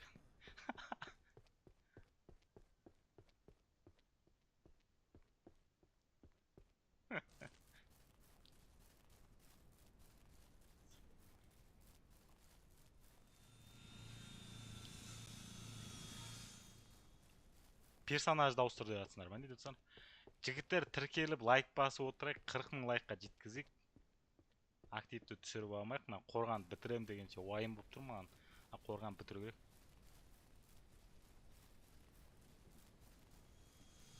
Братан, нешеде бастап жүрсің стримді? Сағат нешеден бастадың дейсің ба, Сұлтан?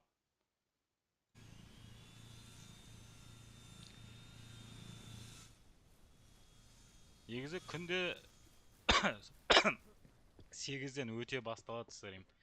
8, 8:30, 9-дан аспайды. И бүгін просто гномды ойнадық ше. Гномды ойнадық да зайбал шығып кетті, соңы стримнан шығып кетіп. Ранчоға кейін басынан кірдік қой. Сәл-пәл тамақ ішіп дем алып деген сияқты.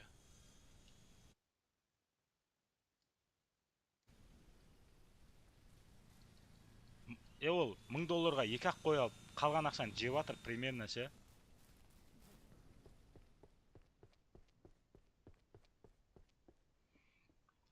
Еба базар жоқ, алып отсыңдар ма? Алып деген не ол?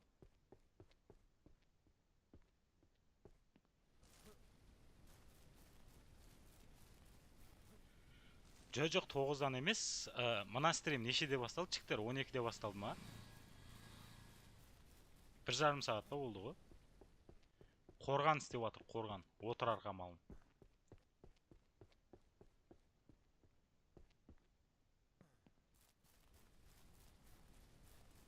Ерінбейсің ба дейді. Жоқ, неге ерінем?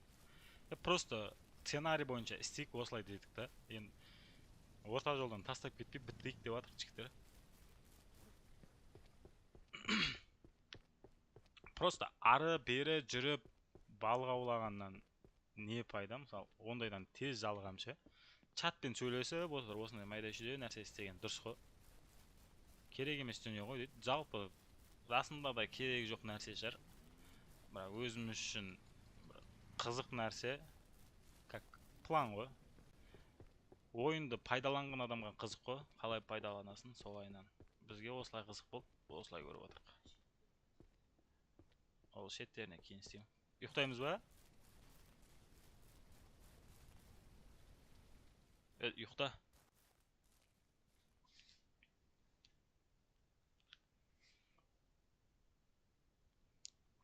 Күніге стримға кіресіңдер ма дейді. Я, Сакенович, күніге ғой. Күніге. Машина бар ғой, қазір 3 машина ма бар ғой. Қалай төбесі қалай қиын болады? Оңай шығар. Қалай шығасын? Төбесіне қалай шығамыз? Лестница істейді походу.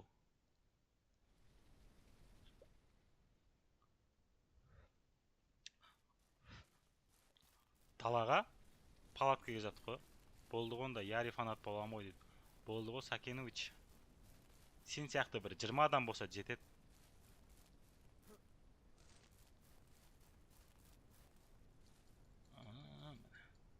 Сұлтан біледі. Дайындап жатырмын ғой.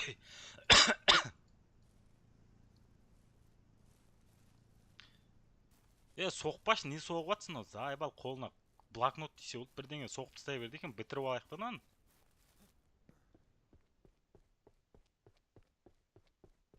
Болды, Сұлтанчик. Давай. Бұйырса тіркеліп ал. Болып жатса, көресің ғой, шығып жатсақ.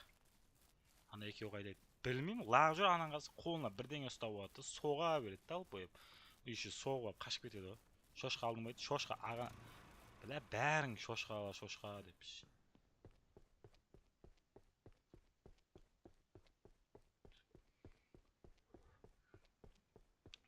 Кредитің төледің ба? Жауып тастап кредитіңді.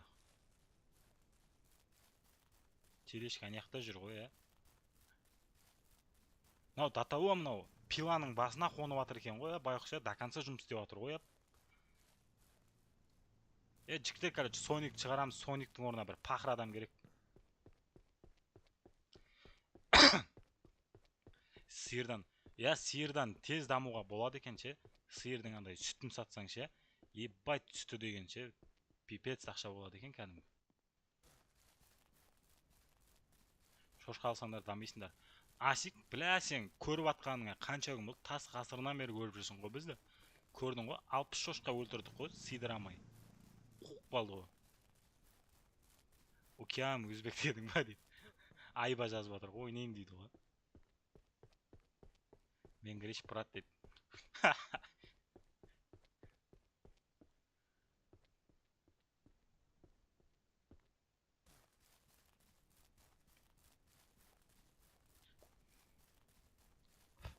Етін Макдональдсқа сатасыңдар ма дейді. Жоқ. Неге ғой? Саламброға сатып жатыр етін қазір. Саламбромен контрактта отырдық қой. Қой алсаң той жет. Қойды білмеймін. Қойды жүнін қырқасын. Қойдың сүті де жақсы екен негізі. Стимда қанша? 3300 теңге ма сонда? Жүні бар, сүті бар, еті бар деген сияқты. Нормально болады. Жылқы ше жейді. Жылқының наху пайдасы жоқ екен жылқының ше. Әшейін мінгеніңе мәжбүр жүрсің. Не ал пайдасы? Пайдасы жоқ.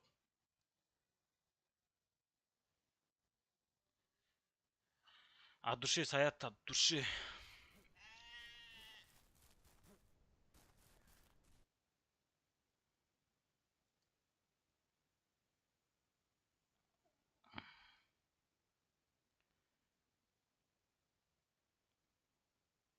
Не үшін ажырап кетті?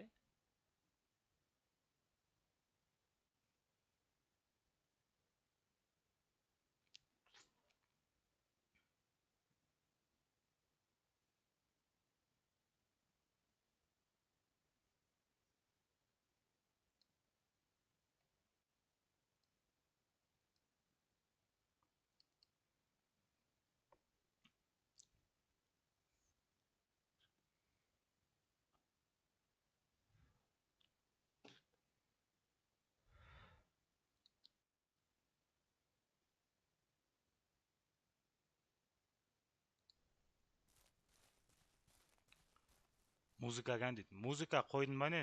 Саят, музыка қоймадың ғой. Не салып жатсың? Қорған салып жатыр, қорған, қамал. Отырар. Топ дүния болдыңыз ба, Сәке дейді. Сәкен, топ дүниясын ес, өлең қоям деп өлең қоймай тұр ғой. Ернарға сәлем айтыңдар дейді. Музыка белгілемегесің ғой сен, Саят.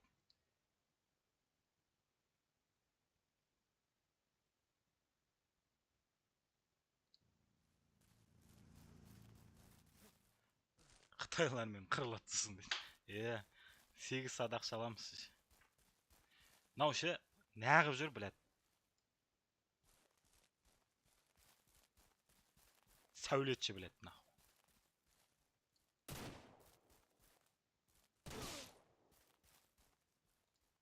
Соник татақ теуіп жүр мына жақта далбойып.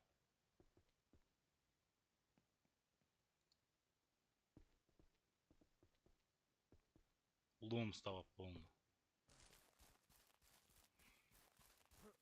Қате кетірмей істесең сон Соник. Соник Джон. Қорған ғой заңғар қорған ғой. Жігіттер кәе таныстырып шығам мен. Сыртынан ішінен ше. Зайбалым шықты жұмыс деп. Тез бітіріңдер жігіттер. Осын салам деп кім идея тастады, сол кіріссін. Қазір сыртына шығып алайын. Байт неға тағыл екі тастаған ғой ше.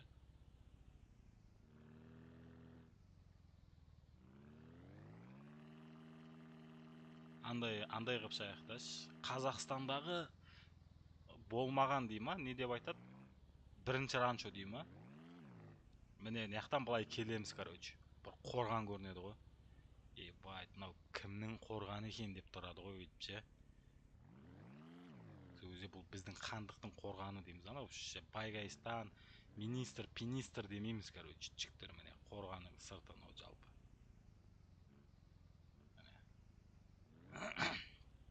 На қорғанға, короче, қасқыр, пасқыр, аю, еш нәрсе кірмейтіндей болады. Қорған сыртынан қарағанда. Негіз үлкейтеміз ба дегеніміз, мынаның өзі әжептәуір үлкен екен еш. Кәдімгідей үлкен болып тұр ғой.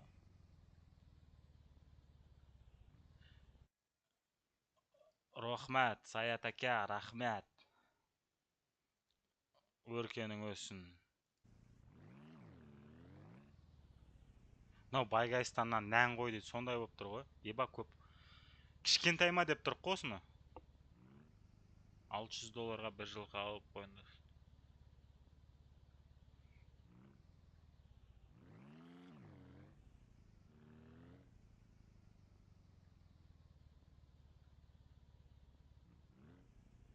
Иу.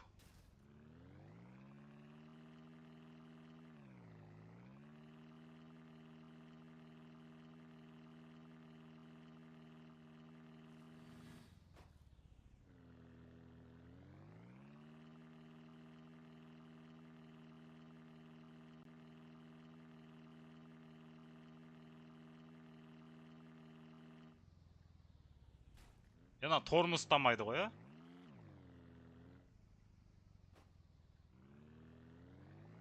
әкет шеше.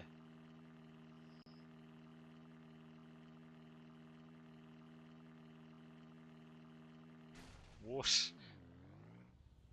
Ат жоқ қой, ат.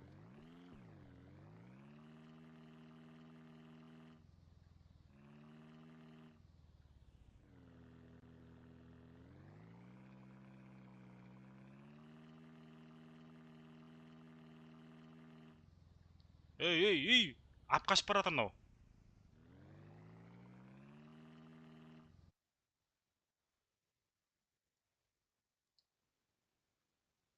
Dur.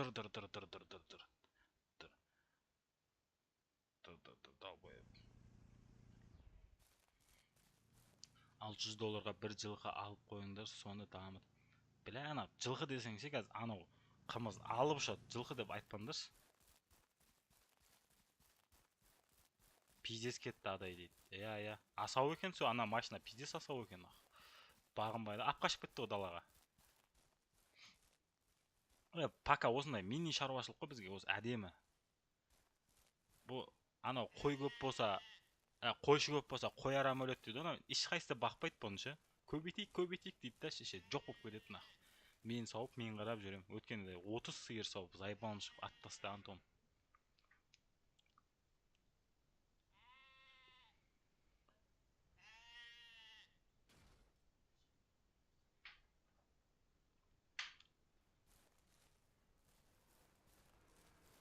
Өткенде қумаңдарсын ақ.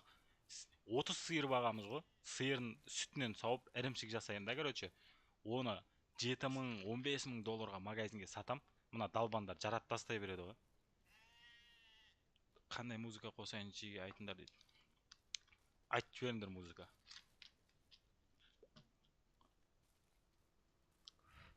Өмірде бұзау туса көбейтейін деп жүрмін өстір. Жалпы өмірде көбейтейін деп атсын ба?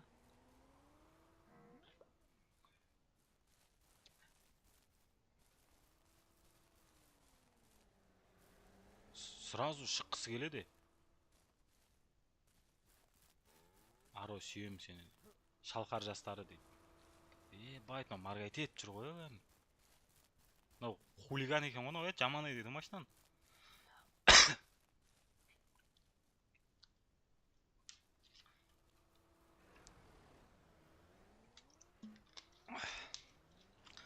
Лайк басамыз жігіттер, лайк.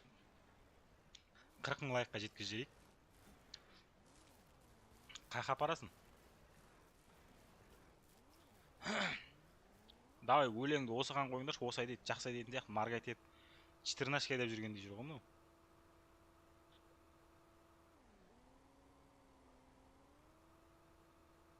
Мына телешкін тастап кетті ғой, атауы. Арқасы қосып кетті ғой деймін.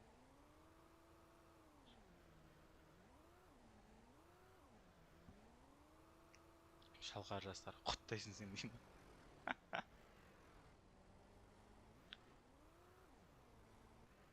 Кредит басып қалды ма?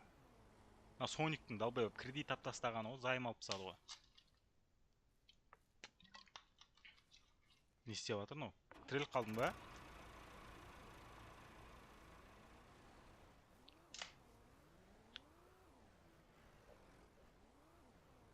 Болды, жігіттер өздерін қоса беріңдерші, біледі екенсіңдер ғой.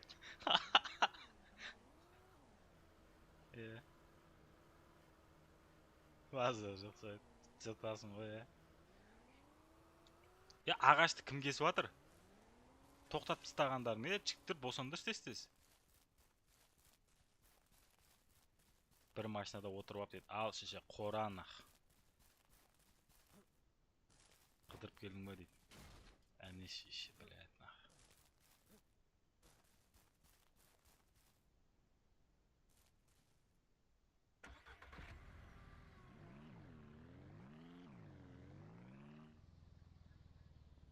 Халық бұзылайын депті, ә? Ошы.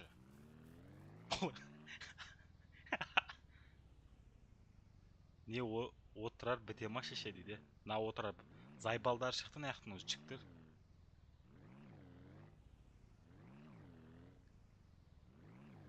Прицепті аппаратым, біля, біреуіңіз. Байт, мен әрең тақадым ғой мұнан, далбойып. Халық бәрібір жұмыс істемейді, ауыстыршы дейді. Байт, халыққа жалып түсіп жатыр жіктер. Халыққа жалып түсіп жатыр жіктер. Сатып алғанда қарасаңдар жігіттер, минусқа кіріп кеткенбіз ғой, минус 4, 2,5 мың. Фадилар ойнайтын ба дейді. Жо, нонилар ойнайтын ше, нони кезет. Соник халық керек дейді. Соник сияқты халық керек. Бірақ уже Сониктің зайбалы шықты ше.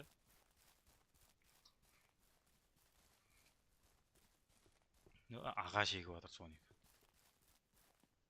Халық аузына тек тамақ тығады дейді. Сол ғой сол.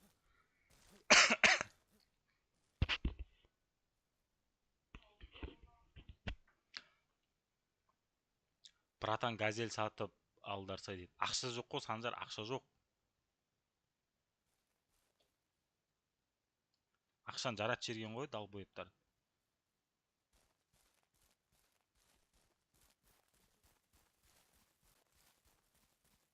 Қанша задания орындап белшемізден батамыз дегенде. Жобалап қапсындар ғой, тез-тез тасып тастандар, ұйықтайық сосын дейді. Алманың қабығын беру керек, тек халыққа құтырып кетті ғой, ет жеп дейді. Ет бермеу керек екен сол. Сүт беріп, ет беріп, ішіне толтырып алсай дарсай дейді. Халыққа тамақ ақша бермеңдер, ақша тапсын дейді. Слишком үлкен емес мынау фирма дейді. Үлкен ау негізінде. Біз бұл кішкентай ма, бұдан да үлкейтеміз ба деп кішірейткенбіз ғой, жалпы. Халық пидараз екен дейді. Халық арам тамақ дейді. Халық қотақпас екен дейді. О, шеше. Халық далбойып, халықты құрт.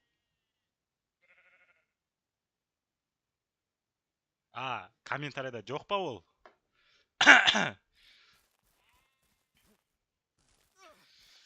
Халық ұнамай қалды, что-то кайфовать етіп кетті соңғы кездері, ішіп кетті нах. Халыққа ақша бермеңдер, біләді нах. Қалтасында шикушка бар анан, көріндеш, машинаның тура анау есіктің обшивкасына сақ болған бір шекушка тұр ана қалтасында.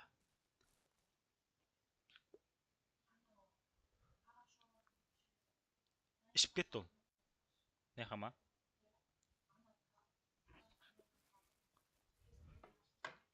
Міне. Мен білмеймін ғой, соны жаңа аяқта комментарияда айтып жатыр ғой, қалтасында бір шекушка тұр дейді ғой. Жаңа көріп қапты ғой. Мен машина мінгенде. Тұратын үйің жоқ па дейді. Ау, тұр ғой үй. Кришасы жалтырап тұр ғой. Ауылға кіре берістегі ақ криша ғой, бірінші үй. Біздің үй ғой, сол қызыл кірпіштен салынған. Сәбит тәтең огороды десең, полясы дей ма, не дейді? Сөйтсең бәрі біледі. Таниды бәрі. Далбан халық мынаны әп кел неқа. Оны ойқа тасуға мәре ма?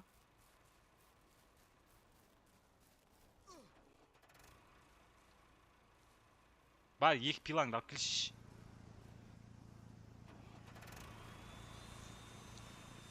От души подписчики жіктер тіркеліңдер. Я, ранчо ғой. Қанша сиыр, қанша қой, жалпы қанша малдарым бар дейді. Бәле, сол хабарым жоқ екен ше. Қазір көрейші. Жоқ, қанша. Ена бұқа ма? Бұқаның ахуалында ре? Екі сиыр, бір бұқа бар екен. 5 қой ма? 5 қой бар екен. Бұқа не үшін керегі бар? Соник бар ғой бізде. Бекер алдыңдар ғой бұқаны. Сет ұстамай қалды, қызықтан қалып қойған сияқты дейді. Сондай болды ойым. Шошқа қайда дейді. Шошқаға ақша жоқ. Кредит алып, кредит төлей алмай отыр ғой. Бұқа перед сиыр, ато сиыр тумайды дейді. Бізде анау Соник бар ғой сиырға. Бұқан наху керек бізге. Бұл өткенде алдыңғы эфирде ұсталып қалған тұғын бұл бұқамен, сиырмен. Қорадан шықпайды, бәсе таппай қала береміз. Соник деп іздеп жүр. Қораң артында тұр ғой бір қарасаң.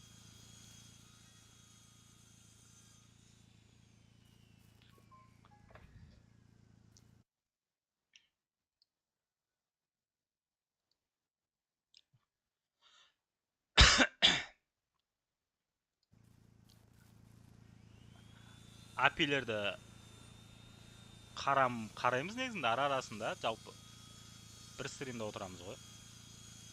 Бірдей уақытта деген ғой.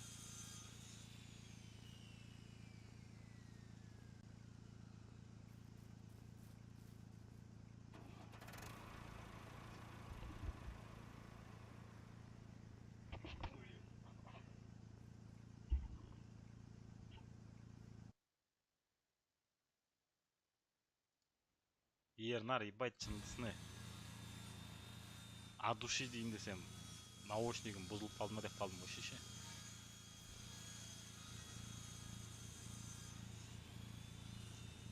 Ернар, не болып кетті, өшеш құлақ кетті. Сол наушнигім бит қоя ма? Өлең басталған ма, өз басталған ма?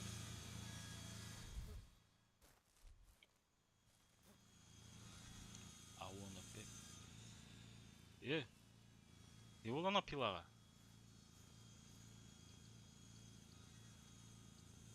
Жоқ ой, аспанға ұшып кетті адам. Соникті сатып жіберші бұқа деп. Соникті негізі